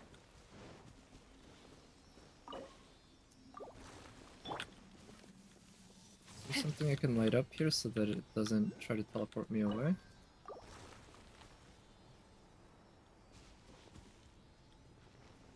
Okay. Follow this one. Is this lit up? No. Okay, so the ones that are lit up have bright purple dots in the middle, not just kind of a hazy purple. Oh shit. I noticed I was aiming. I kind of like how they make the AI notice you when you're aiming at them. Even if normally they wouldn't notice you that well, when you start doing a charge attack with the bow at them, they actually take notice of you a little further away than normal. And it makes sense, because when you're doing a charge attack and you're absorbing elemental energy into your arrow, you end up naturally creating noise, creating a bright distraction that it makes sense they would notice it. I don't know how much thought they put into it. It's ultimately, more than anything, probably a gameplay related decision. But it also makes sense just from a world building perspective. And it's something I generally appreciate. I believe some fancy folks who were doing academia with video games have coined the term ludonarrative dissonance, where ludonarrative is referring to the connection between the narrative of the game, the story, and the actual gameplay, and the way that one can kind of reflect the other, or I guess particularly the way the gameplay can reflect the story, but also vice versa. It's not on purpose to create this lack of push, or this lack to push players to spend their primos for each new banner before it's too late. Oh yeah, you think they won't do like a pattern of reruns so that people don't just expect, oh yeah, this new limited 5-star, I don't need to pull on it right now. I can just wait for the rerun, which we know is gonna come, right? I could see that. Yeah, I think for that reason it makes sense that MiHoYo wants to keep things unpredictable.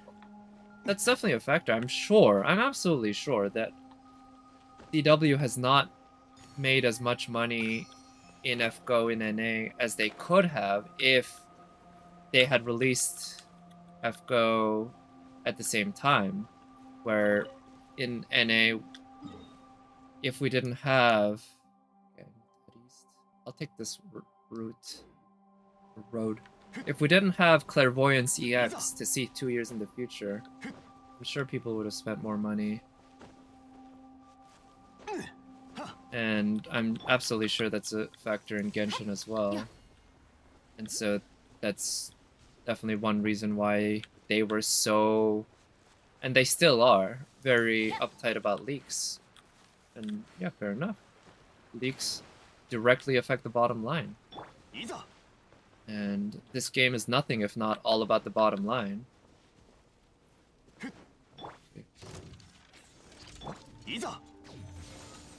Let's just take care of him.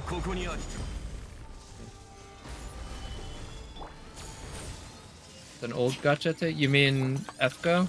Yeah, I guess at this point it is quite an old gacha game. I get the sense it's probably one of the most successful long-running gacha games. Well, that sucks. Let's just teleport here.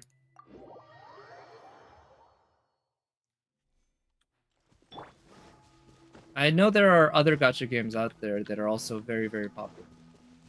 But I feel like when it comes to gacha games, FGO is one of the few names that I hear mentioned very often as one of the leaders in the industry.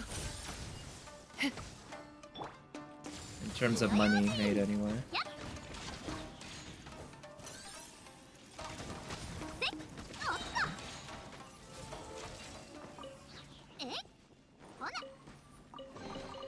Yeah, I guess I haven't bitched about gacha games in a while. To be honest, it's like, what's the point in bitching anyway, right? I don't need to spread more negativity in the world. But I will say, there are definitely aspects of gacha games, and I don't just mean the gacha system, but the way they are designed kind of around almost, I mean, not almost, it's very directly or very similar to slot machines in not just the actual gacha for the characters, but there's so many aspects of the game, and in FGO in particular, but in Genshin as well, the direct gameplay also has lots of RNG factors. And there's this whole grind system of farming, and they get you on this daily grind that sometimes doesn't feel like you're playing a game, you're working a game, or studying a game. And that's not, you know, I don't know how much I like that kind of thing. You know, despite the fact that I really I do enjoy these games quite a bit. I wouldn't be playing them if I weren't. There's an aspect to it that I do recognize that it's sort of like how an addict enjoys alcohol, an alcoholic enjoys alcohol, or an addict enjoys tobacco, or heroin even. Although I think Genshin's a little healthier than heroin, a little.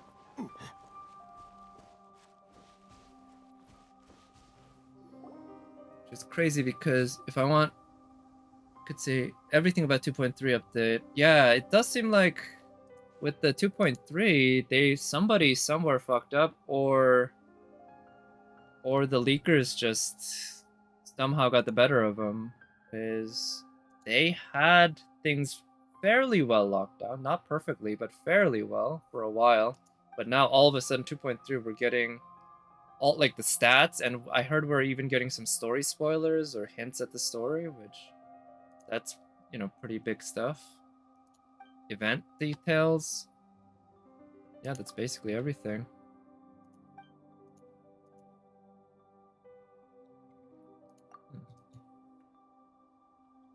Yeah, somebody who looks like Kama and has the same name. That's very suspicious.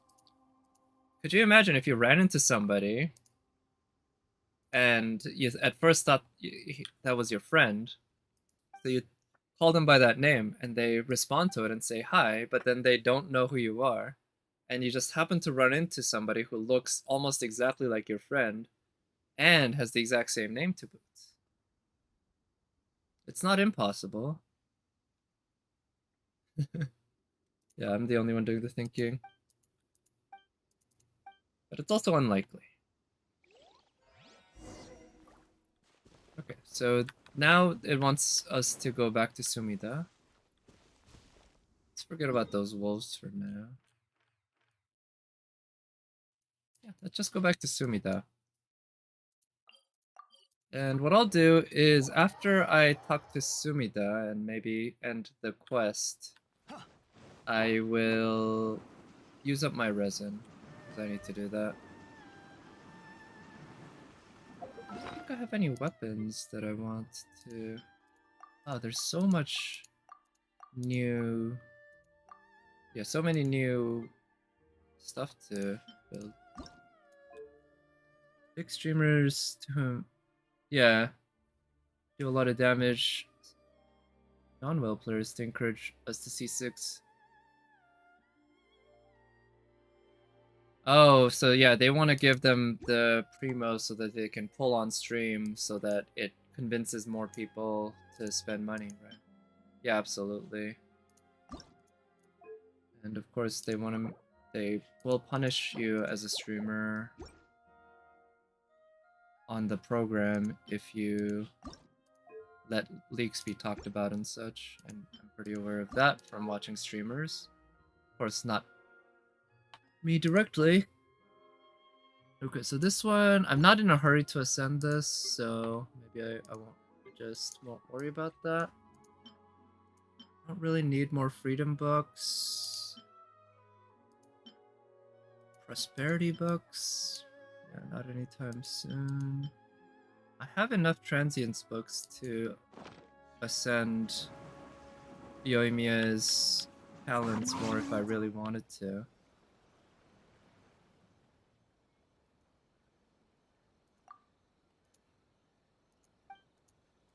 Yeah. Most certainly still there. Yeah, can we just hold it in front of us as we walk towards this woman? Ito needs the same books as Ayaka. Ayaka... Elegance, right? Ayaka's a very elegant girl, so... Yeah. Well, I guess that's something people can use to pre-farm. I've seen some big streamers say, oh yeah, I'm farming this book today. Not because this new character is supposed to have that material as for leveling up or anything. I have no idea, but just farming this book just in case. You know, who knows what materials he'll need. But yeah. And it's like, okay, you know, we know the game here. We know what you're doing. It's kind of cute. But I hope MiHoYo doesn't really pay that close attention to that. Yeah, I mean, it's not like MiHoYo can have... This Maoshiro appears to have been left behind by someone before they left Tsurumi Island. According to what Ru tells you, the Maoshiro are not musical instruments. Instead, they were used by the locals as means of locating one another amidst the fog that shrouded their home. Neat. Yeah, MiHoYo can't possibly have that many people, if any, like regularly watching their partnered streamers for like breaking the rules. I imagine they rely on reports, which, you know what they say about snitches? Snitches get stitches. Unfortunately, you can't do that on Twitch. Twitch snitches do not get stitches. Huh. Yeah, you are really annoying. Let's see, I can't... How fast can I say that? Twitch snitches do not get stitches. That's a hard one to say fast. Twitch snitches do not get... I need to add another word to that. I'll have to think about this. A lot of... Yeah. Yes, I am legendary.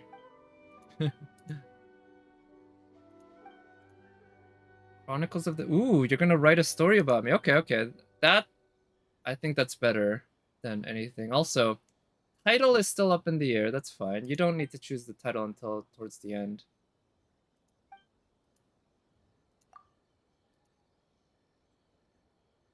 Fog and Sea. Shinzen. Hakushusai. Yeah. Okay, she just keeps going on. I feel like Sumida is... Oh my goodness. I just realized there could be a joke here that they're making on purpose. I don't know if it is, but If they are, that's kind of a very weird and yeah, I don't. It's a very much a stretch. But I was thinking yesterday. I mentioned that Kino's Journey is the name of a light novel series and anime. There's an anime based on that, which is this Kino's Journey. It is written by an author named Keiichi Sigsawa, who I'm not that familiar with. This author has a lot of works, not that many. You can see Kino's Journey. One of them is called This, which is a damn long title, right? And this is a light novel that he wrote, and the title itself is sort of a parody of light novel titles because he was kind of so sick of how long light novel titles were. He created a light novel with a title that is I'm a high school boy and a best-selling light novel author, strangled by my female classmate who is my junior and a voice actress. And this, I don't know if there are any light novels with longer titles, but this is certainly up there as one of the longest. And I don't know if when Mihoyo is making this character Sumida, that she is going on and on and on. I imagine they're just kind of poking fun at otaku and, you know, nerdy writers who are just up their own ass and talking about shit like this. But they could be referencing that one author because she talks about Kino's travels, Kino's journey. It's translated to either one, depending on the case. I think it's officially Kino's journey in the anime, but Kino's travels also works from the original Japanese title. Anyway, think about the complete 180 in the title too, right? Kino's Journey is a very good title, I would say. It's short, to the point. It tells you what it's supposed to be about as a very, very loose sense, and it tells you the name of the protagonist. This other title, I'm a high school boy and a best-selling light novel author strangled by my female classmate who is my junior and a voice actress. To be fair, it does give you a decent idea of what the subject matter is. But then again, it might be too specific in a way that is not very useful. Like, how important is it that I'm a light novel author or that my junior is a voice actress? Is it that critical to the plot that it needs to be included in the title? It's just such a big contrast from a short, elegant, beautiful title to a very, very bad one.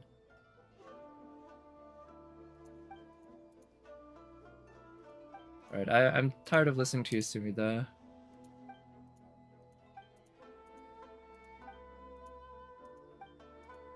Come on.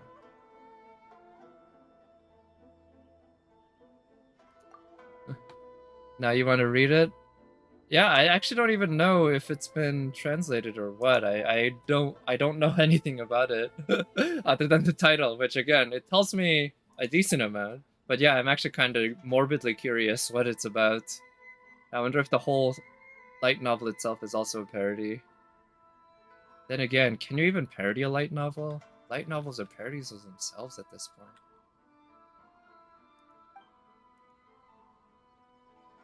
Yeah.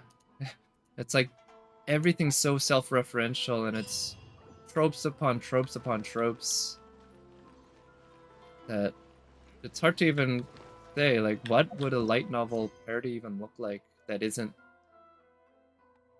that isn't also itself the kind of thing that it's parodying.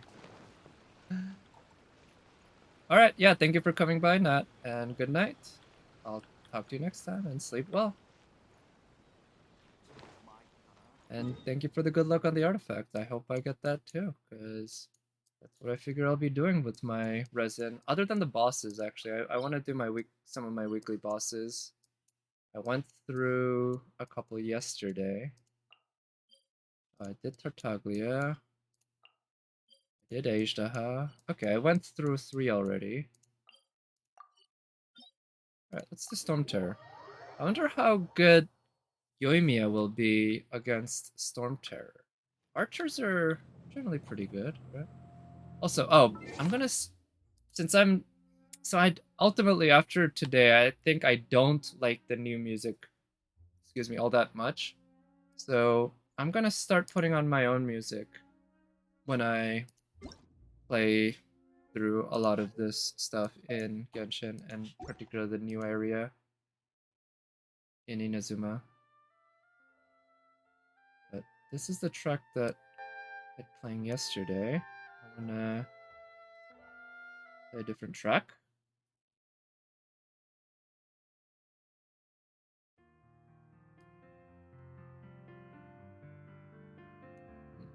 Looks like this is a Final Fantasy X-2 remix. Which I've played Final Fantasy X too. Underrated game. Very fun. Very well made. Better than Final Fantasy X in my opinion in terms of actual gameplay.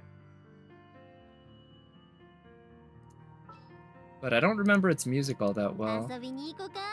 It might not be as good as the music in Final Fantasy X, the OG, to be honest.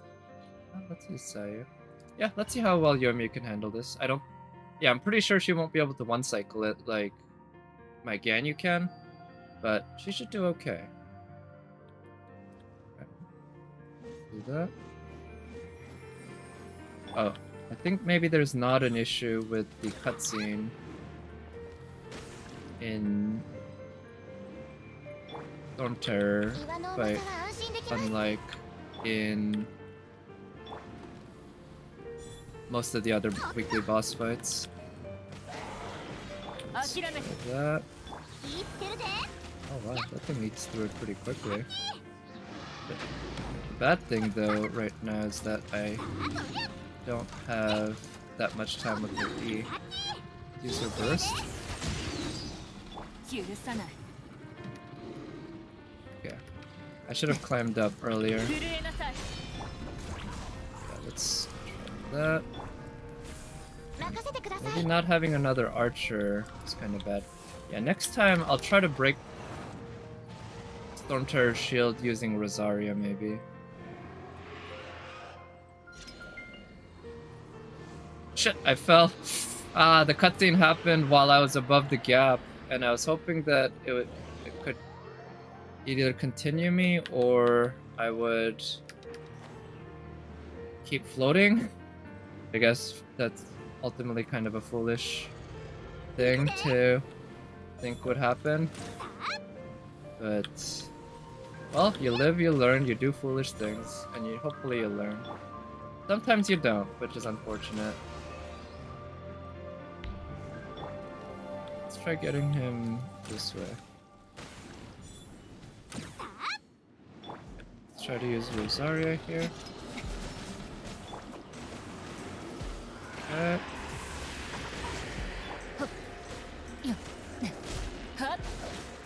Yeah, ideally I would like to save Yoimiya's E for later. Right after I break his shield.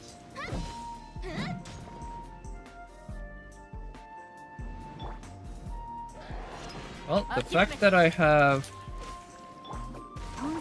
Noelle's auto attack at literally level 1 probably doesn't help. And I will also give credit where it's due to MiHoYo. They did properly fix the issue here with character switching on top of Storm Terror's neck.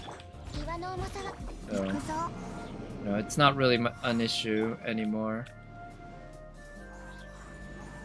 Okay, so it's gonna take more than a 2 cycle, which is unfortunate, I guess.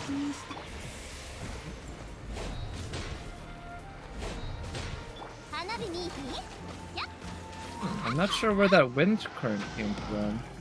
That thing's normally not there, and I don't think Sayu has the ability to create one. I'm actually a little surprised. I don't know what caused that. I might have to check back the bot just to see what happened there.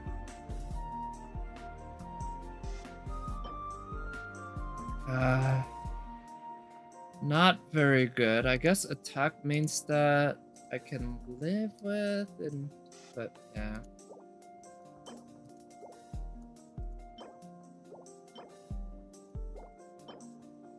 Goblet, nah. Well, Dream Solvent's nice, but yeah. Not good luck there.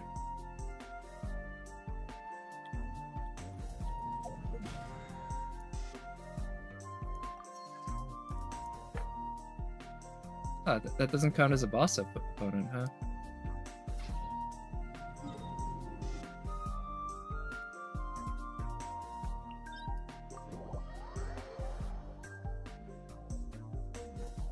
Okay, I just realized... So since I'm working from home tomorrow, I'll actually have time to use my resin before work, because I won't have the commute time to deal with. So I'll actually just keep my condensed resin at 4. I think that's fine.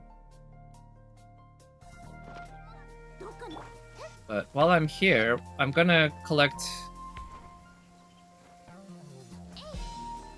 ore, do some mining. Let's get through this quickly.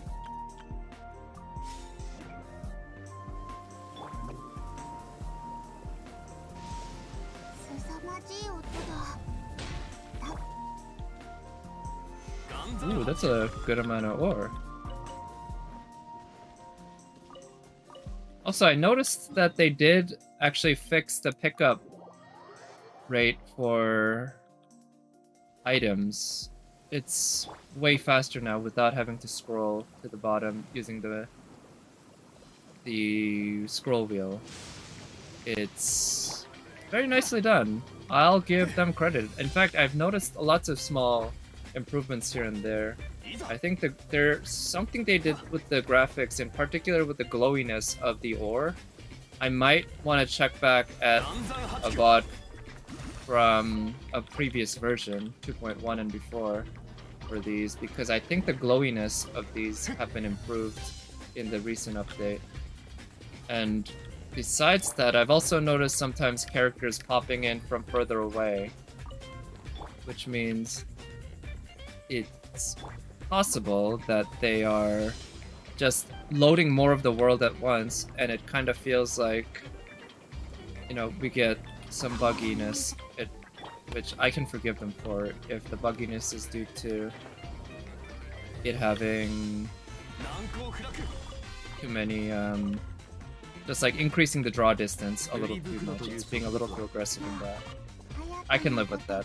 That's an area of aggression that if they push a little too hard and end up creating bugs, yeah, not too bad.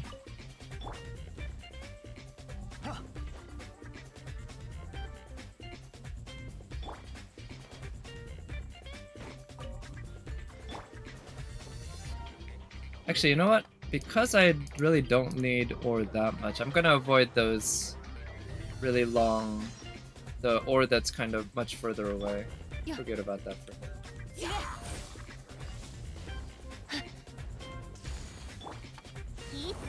I don't think I got that buff on Yoimiya.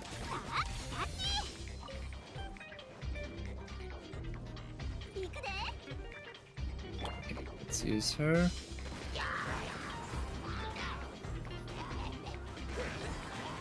Okay, let's use that. Oh shit. Huh.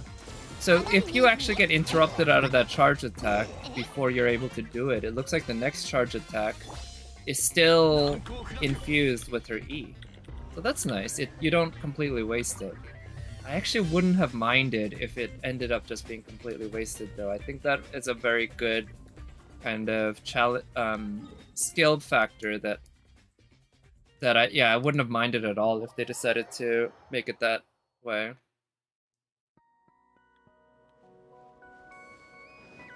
I'm gonna check the fishing spot here, see if some of that upper fish that I need are here, and if they are, I'll collect some.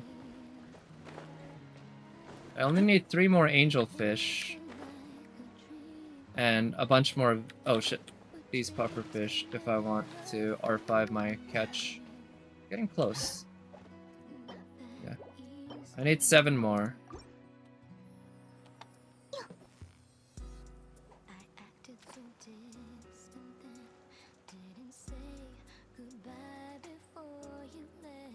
Alright, got that.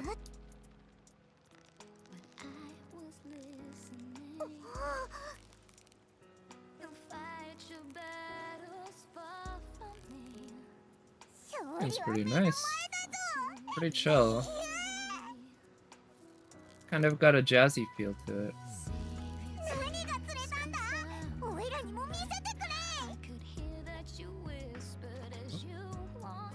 I wonder if this is an actual song from the game, though.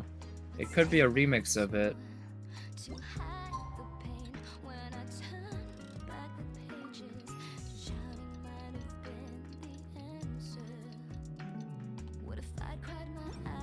It's night now. Yeah, there's another one of those pufferfish. Betta fish.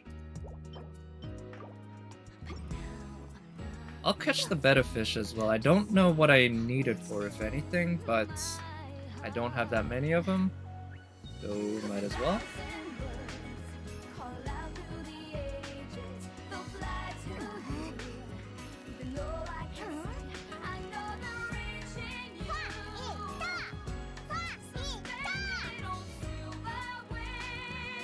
I don't quite hear the lyrics fully, but I do feel like maybe the lyrics are written by a Japanese person.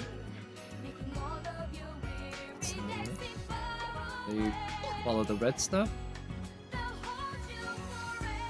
No. Do they follow this? They just use the default? The cheapest?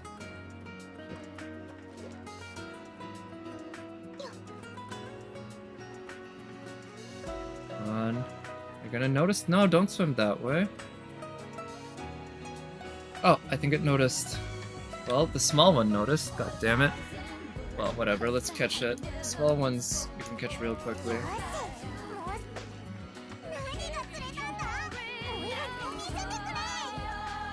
Oh, another puffer fish. I'll definitely get that. But I want to try to get the betta fish. No, that thing doesn't... Wait, does it... Do the betta fish also use the most expensive lure? No, what? Okay, I must have missed something there. Because I thought I tried all 4 different baits, and the betta fish didn't respond to any of them. There must be at least one there, or exactly one. I don't think there are any fish that respond to more than one type of bait, other than that one generic bait that every fish applies to, but that was only for the event. Come on. There we go. Right, let's try this one again. Unless there's a bait that I haven't... No, I've caught betta fish before, so I definitely have bait that betta fish like. Is it the red one? Yeah, it's the red one, huh? That's strange. I thought I had used it earlier.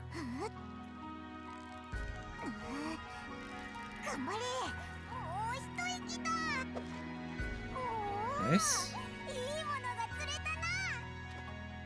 Alright, the song with the lyrics is over. I'll admit, I've never been that huge a fan of lyrics in songs. I think there can be good, clever lyrics and such that add to a song. But generally, I'm of the opinion that if you need lyrics to make a song give me emotions or invoke certain emotions in me, or just make it worth listening to, I think that's kind of like, that's cheating. Because lyrics are words, right? They, they're usually not just noises like scat, which scat in certain contexts means when you do like doob doob dooby dooby dooby dooba da da da da. It's when you make sort of just baby noises and in a melody. That's scat. And there was a big hit in the 90s, I think, called Scatman, which is involves a guy scatting a bunch. But it's not a bad style of music. And I actually don't mind it when the lyrics are like something like that, but generally they're words and they have meaning, and they use that meaning to invoke thoughts, concepts, themes, all the normal stuff that words are used to invoke. And if I do that, it's like, okay, I can read a poem, I can read an essay, those are okay. But if I'm listening to music, I want to listen to the music. And to me, the music is stuff that can't really be put into words. Right? How would you describe Beethoven's Fifth Symphony to somebody using just words in a way that really conveyed its meaning? The only way you could do that is by saying dun dun dun dun. And that's not how that's not using the words to convey the meaning. You're just scatting it, I guess. Which, yeah. So like I said, I love, or I didn't say that earlier, but I think that music should just use the music to invoke emotions in me. And I'm also, by the way, a huge fan of Beethoven's Fifth. I think Beethoven's Fifth is a little underrated. And that's saying a lot, because Beethoven's Fifth is considered one of the greatest symphonies of all time. But it often, in my opinion, gets overshadowed by Beethoven's Ninth, which, to be fair, is a fantastic symphony. Absolutely gorgeous. Beethoven's Ninth is famous for the fourth movement, which I don't know if it's part of the fourth movement or the entire fourth movement, that is called the Ode to Joy. But it was made famous, well, because it's a great piece, but also in Die Hard because it is used as one of the main themes in the soundtrack. It goes dun dun dun dun dun dun dun dun dun dun dun dun dun dun. Dun, dun, dun, dun, dun, dun, dun, dun, dun, dun, dun, dun, dun, dun. And a live performance of this piece can be quite striking. Like I said, it's one of my favorite musical pieces. But you remember that? Yeah, I think it's fairly well known by now. And if you've watched Die Hard, you know it. In fact, Die Hard 1 and 2, I believe, use it as its main theme. Oh shit. Yep, it's definitely very much in the public domain. Indeed, I'm sure that was a factor that went into it when they decided to use it as the main theme of Die Hard. Yep. Yeah, it's a beautiful piece, but like I do think Beethoven's Fifth Symphony is better. And not just because of the absolutely striking opening, right? Beethoven's Fifth probably has one of the greatest opening bits of any musical piece, in my opinion. Just dun dun dun dun. It just sticks with you. It's a cliche at this point. Everyone knows it. People who don't know classical music at all, people who don't know music, know it. But I think the rest of the symphony is actually really good as well. But I'm not a big music person anyway. That's just the way I feel.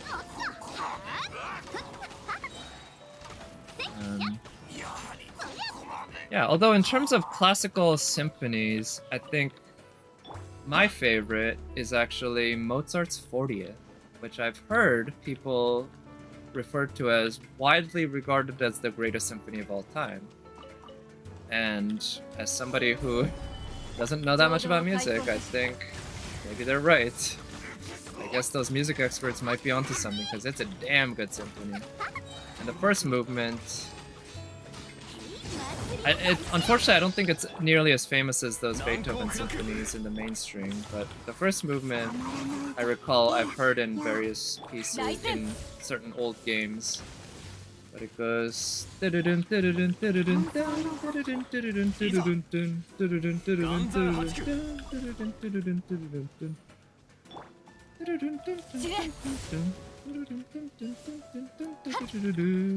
probably not doing it justice, but anyway, that's the general tune. And the other movements are also really good. But yeah, that one I think maybe I'm a big fan of because I've commented before about how much I believe conciseness is important in fiction. But I think, in general, being concise, quick, to the point. Make your point and get out. That's the kind of thing I really appreciate in any sort of art. And that's one thing I like about Mozart's 40th, because I believe if it during a regular play of it, it usually takes less than 30 minutes to play through the whole thing. A performance of it, in fact, I think usually takes around 20 minutes. Compare that to Beethoven's Ninth, which generally takes 70 minutes for the whole thing. Don't get me wrong, a lot of it's really good. Beethoven's Ninth probably has more than 20 minutes of really good stuff. But it also has a lot of really, in my opinion, kind of boring stuff.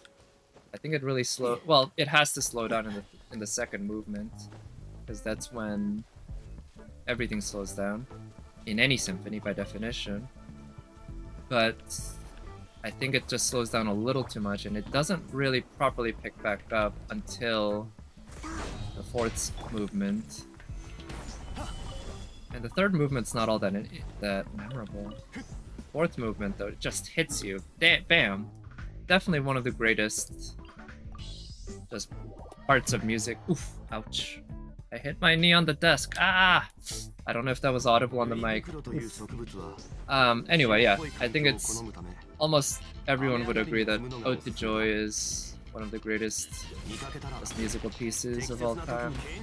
Certainly one of the most well-known. Oh, that reminds me. I guess we are hitting Christmas soon, huh? We're gonna have Die Hard season again. Which, I've never been a big fan of the sort of I don't think it's a real controversy. It's sort of a parody controversy over whether Die Hard is a Christmas movie or not. I think, in my opinion, it obviously is. It's literally about a Christmas party. It takes place on Christmas Eve, and the characters are there because it's Christmas.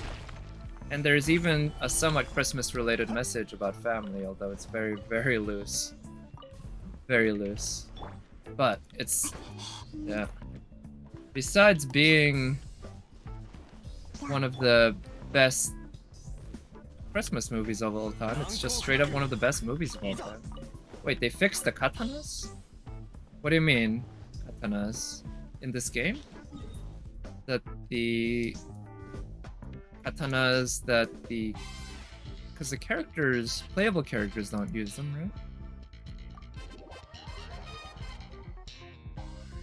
Or do you mean maybe the samurai animations are better? Oh shit, I forgot. I wanted to go to the Sakura tree, but I want to do a little bit of exploring here at least. They're held the proper way? Really? The way the samurai are holding it, the bad guys? Which... that's cool. I guess I don't know enough about the way a real samurai sword is held to have noticed the difference, but it is good to know that that's the kind of detail that they want to get right, and even if they didn't get it right the first time, that they fixed it. Okay. So this thing has 3, so I need to feed it electricity from 3 sinks. Oh, I do remember this tune from Final Fantasy X too. Yeah, I vaguely remember it.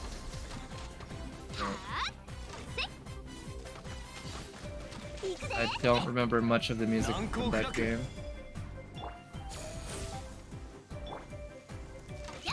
The weight is not resting.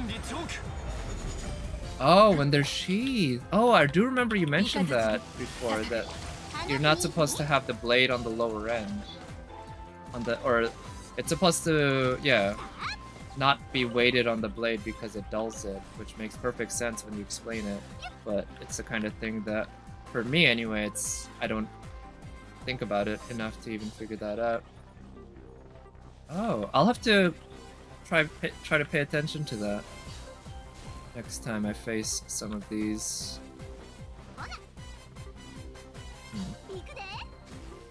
Okay. Yeah, next time I face some of the samurai enemies. Okay, this one's a fairly easy one. Wow, that's impressive that you even noticed that, though. But then again, if you're the type of person who would notice that they're the wrong way, I guess you'd probably also notice when they fixed it, huh? It's just that to me, it all just kind of looks invisible. I guess it's like listening to a language that I don't understand versus somebody who actually understands the language. They literally don't sound the same to the brain, I'm pretty sure, between somebody who understands a language and who doesn't. Oh, you didn't notice? Okay, you saw it on Reddit. Alright, okay. Fair enough.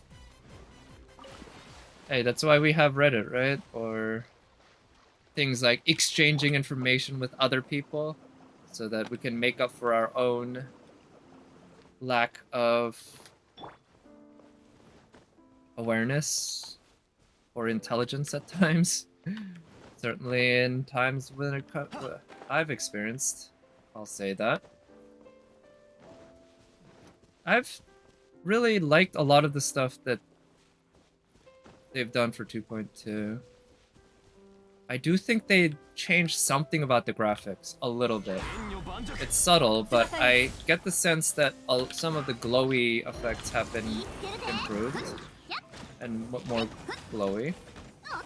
And I think they increased somewhat the draw distance for enemies. Not significantly, but a little bit. And a big difference, though, is when you pick up items, you can do it a lot faster now. You don't have to scroll to the bottom to quickly pick up everything. Even though that's a habit that it'll probably take me a while to lose.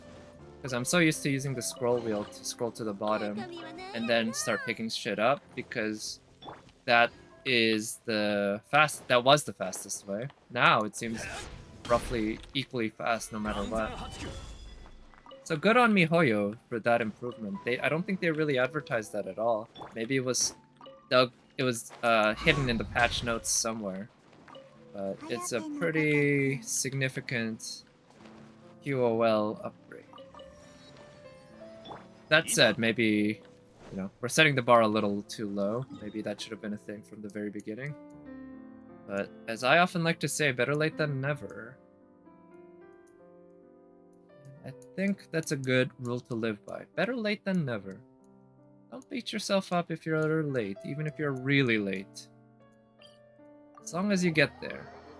Or even if you're not there, as long as you're working your way there. Wherever there might be. Better late than never.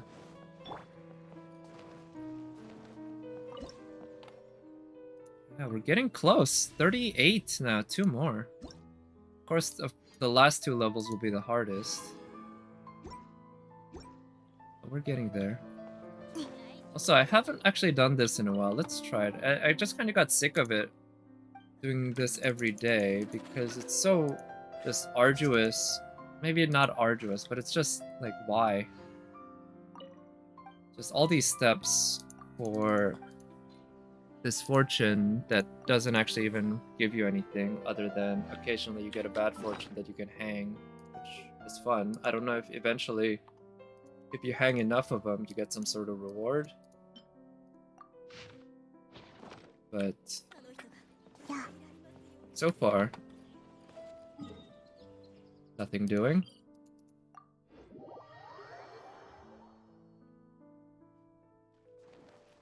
Also, I do need to... Oh yeah, I need to get back to fucking lumberjacking, huh? Shit, I need 1 more Electroculus. Well, I need a whole lot more.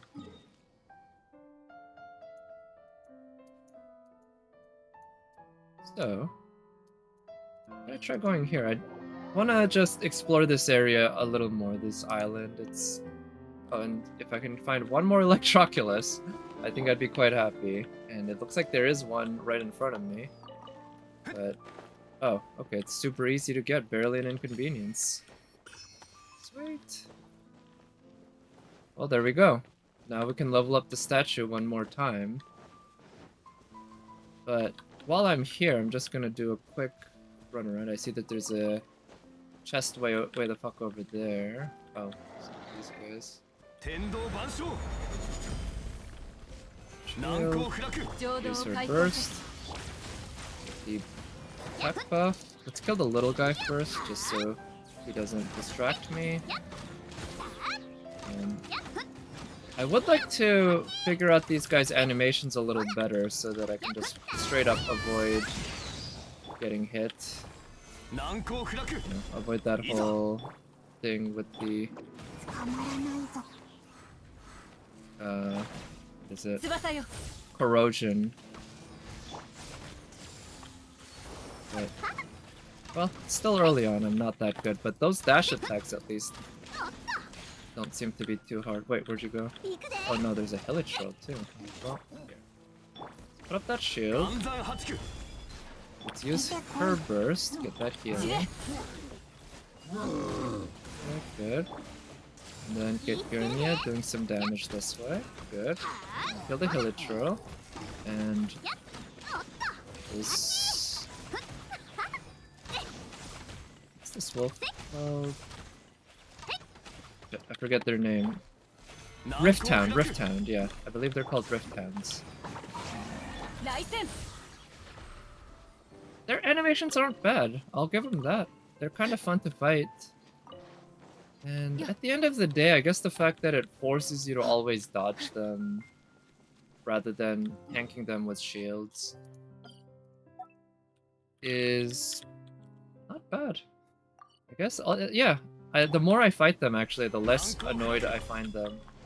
Or the less annoyed I find myself.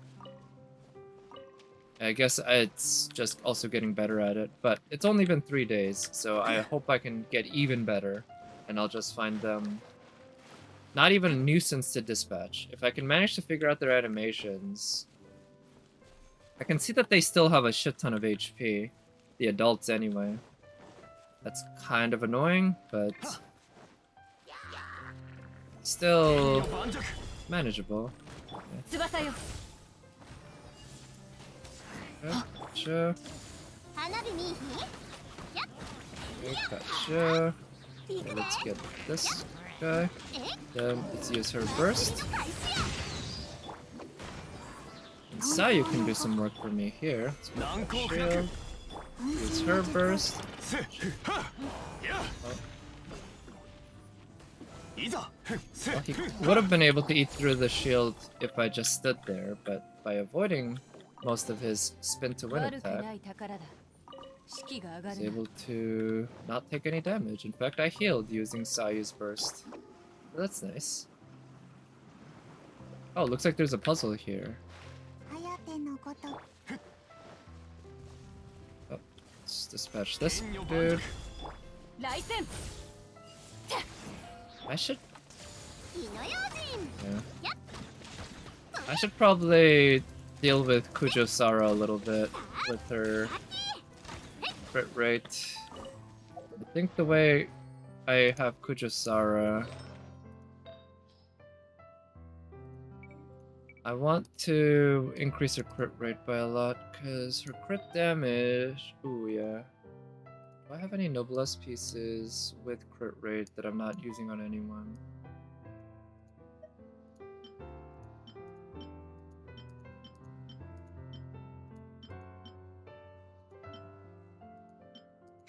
This is the only piece with crit rate that I have, huh? Oh, that's unfortunate. Yeah, crit rate main stat piece would help out a shit ton. But this one has better ER. Because I'm not using her to do actual damage, and that just barely raises her crit rate to 18%. So she should be critting a little, almost twice as much.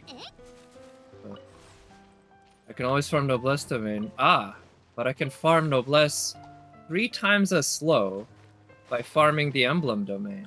Huh? Right? Because all I need to do is farm the emblem domain and get... oh, no, sorry, it's not 3 times as slow. It's 2/3 as slow because I will be getting garbage artifacts for both emblem and Shimenawa, which means I can convert both of those into Noblesse at a you know, 3-to-1 ratio. But if I were to farm Noblesse Domain, then I'd only be getting half of those as Noblesse. The other would be Bloodstained. Aha. That's the 5-head move right there. Farm a different artifact set so that you're 2/3 as efficient on Noblesse set. And hey, maybe you'll also get a good emblem set. Or Shimenawa. But I guess I probably should farm. Or I should probably start converting to Noblesse a bit more. Bloodstained is for Rosaria. Yeah, one day. The thing is, right now I'm not gonna be farming either of those all that much, to be honest, because I'm still focused on Yoimiya and Beidou. But I guess, yeah, getting that good crit rate Noblesse for me would be key. Would be nice. Yeah, I'm lacking good artifacts for Bloodstained and Noblesse. I mean, I'm lacking good artifacts for everything, to be fair. But yeah, I mean, it's gonna be a while before I do much with Kujosara. These guys are gonna be such bitches to deal with in the Abyss, where your time matters. Because you have to spend a lot of time actually dodging them. Which I don't mind when I'm in the regular overworld, but yeah. In the Abyss, that's... you have to race the clock.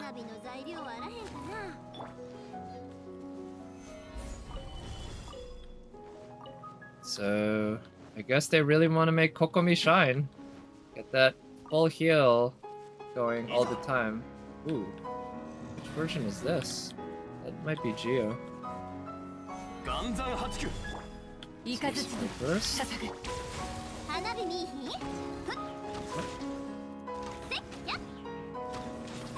Take care of the small little guy here first. Then do some swirl. Sayu should actually, yeah, do a pretty darn good job doing damage with the swirls.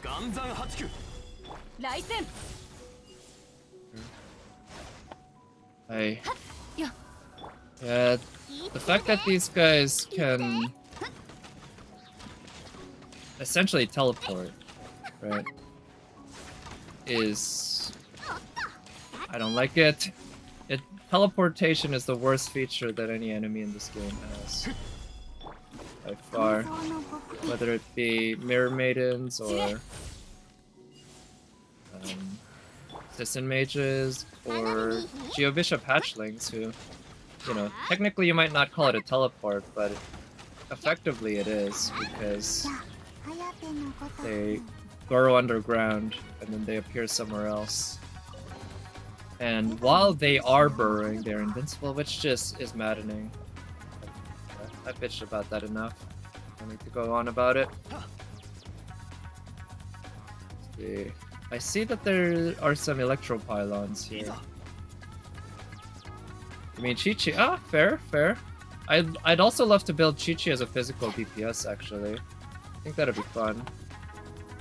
She could do pretty well. And she is such an insane healer that she doesn't need help with the healing. You just build her doing DPS duty, and she'll do enough healing for you. I think even in floor 11, she'll probably do okay. Character that applies damage over time.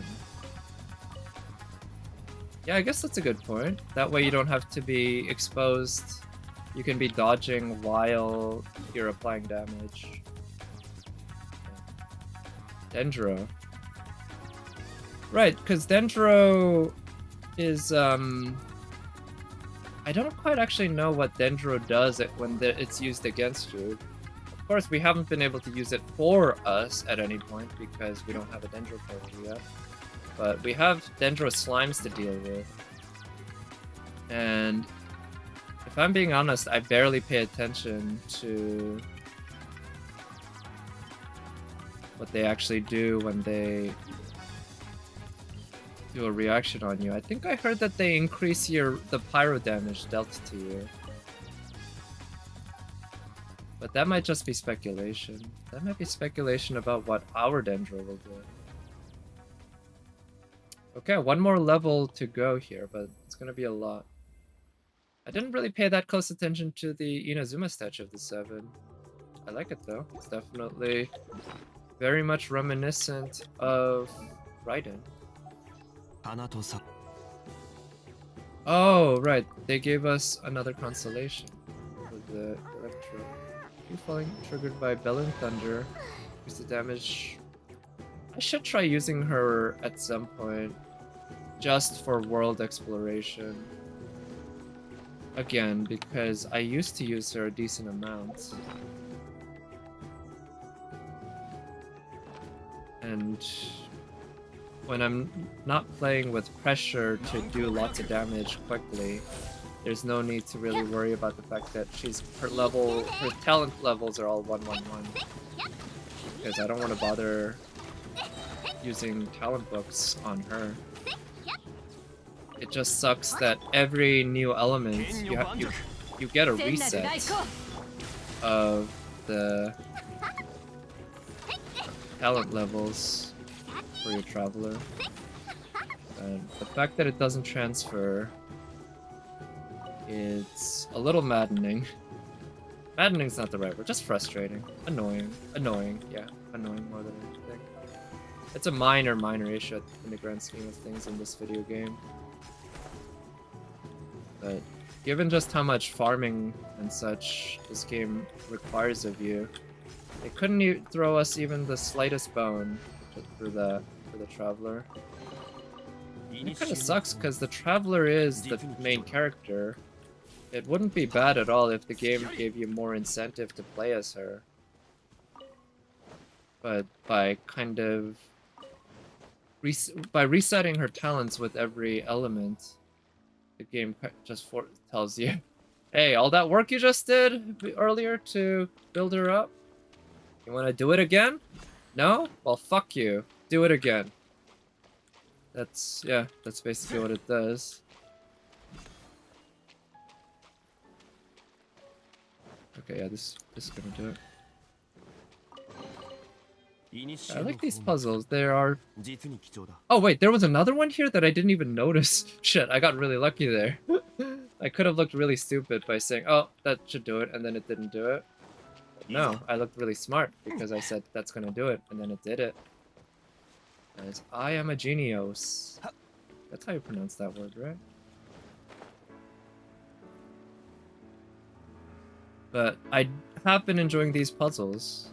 Yeah, actually on this new island, I think almost all the puzzles that I've encountered have been ones that I would say are good.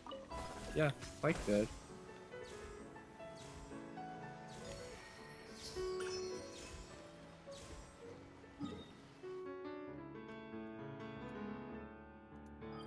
Right. So I think I'll end the stream soon, but I'm gonna go into the Serenity Pot and pick up my currency and also start making some more furniture. I don't know how I'm doing in terms of my wood content because I know there is the need for some Inazuma wood for the Inazuma stuff. But let's try to make what we can.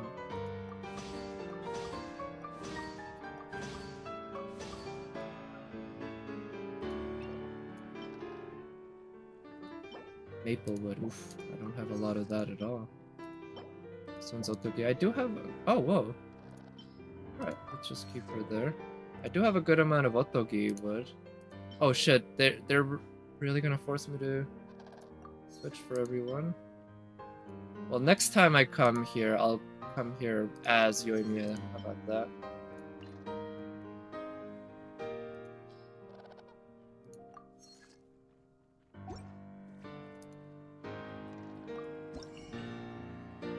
Now that we have new blueprints to buy, I am not wasting any of my realm currency on fucking Mora and DXP until I buy every single last one of these. Holy shit, there's a lot.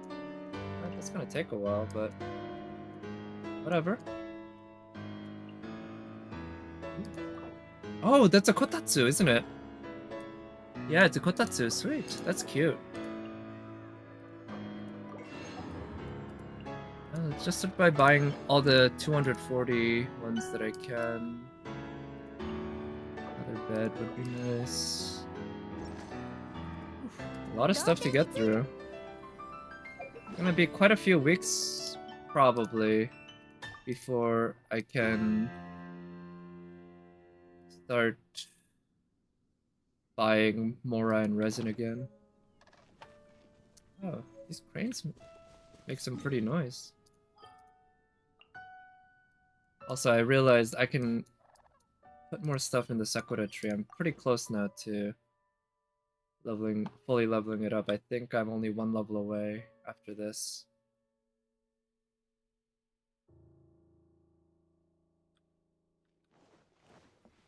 Huh.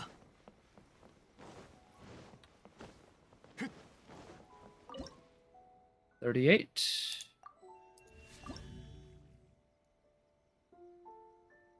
So we got light. Huh. I only need, what, 24 more? Exciting. We'll be able to max out the tree for this update anyway, pretty soon. Which means we'll also be able to get the new Inazuma realm in the Serenity Pot. And that is the part I'm more excited about than the other stuff on the tree, to be honest.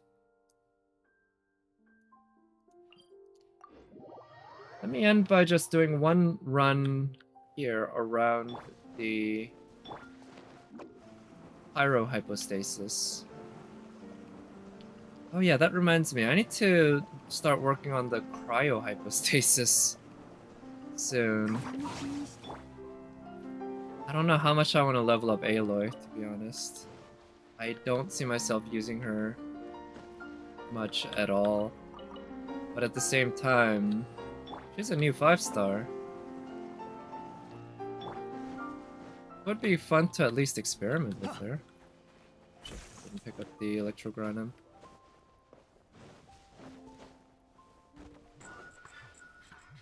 Hello.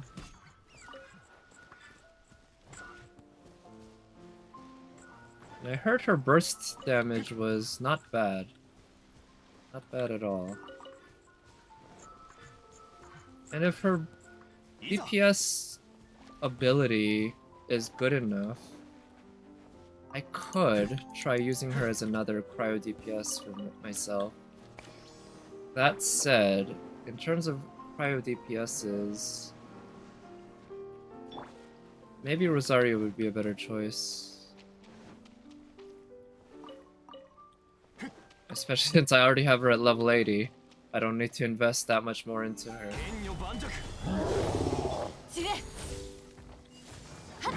Even if I'm gonna be using her physical. But I guess I could also try using her cryo. That's something that, to be honest, didn't really occur to me. But why not, right? It's doable.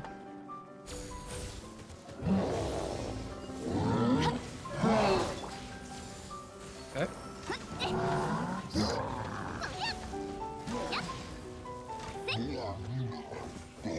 Ta-da! Okay, I'm gonna go here and go to the... Actually, it doesn't really matter because tomorrow I'm gonna actually play instead of condensed resin. So here's what I'll do. Since I'm here, I'm gonna do 10 more cooking, then I'll end the stream. Because even though I'm working from home tomorrow, I do have to work, so should probably get to bed soonish. But this was pretty good. I got through all of the new story now. I still have more of the Sayu hangout to do. Maybe I'll do that tomorrow or sometime over the weekend, depending on my schedule and such and how I'm feeling. I am going to be doing polls on FGO KR most likely tomorrow. If not tomorrow, another time over the weekend. I don't think I'll save it for when it also happens in NA. I think I'd rather just do KR earlier and then NA, because Space Ishtar is coming to KR tomorrow. And I am excited to spend some St. Ports again, because it's been a while since I've really spent... Did I do one fewer than necessary? Yeah. Yeah, I didn't have these. Oh, 10 furnishings. That'll get easy. That'll easy. Ah! That isn't happening. I'm not gonna get enough free wishes to do. This one, I'll be able to do. Which one is it?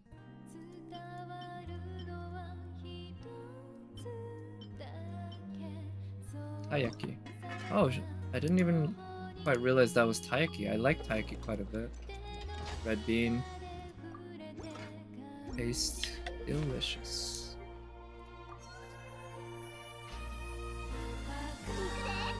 Okay, but I guess it's time to end the stream. Thank you so much for coming by. I hope everyone has a good rest of Thursday evening, and I will likely talk to you tomorrow or maybe the day after. We'll see. I hope I can make some time tomorrow. Anyway, best of luck on all the wishes and artifacts, and good night. Bye.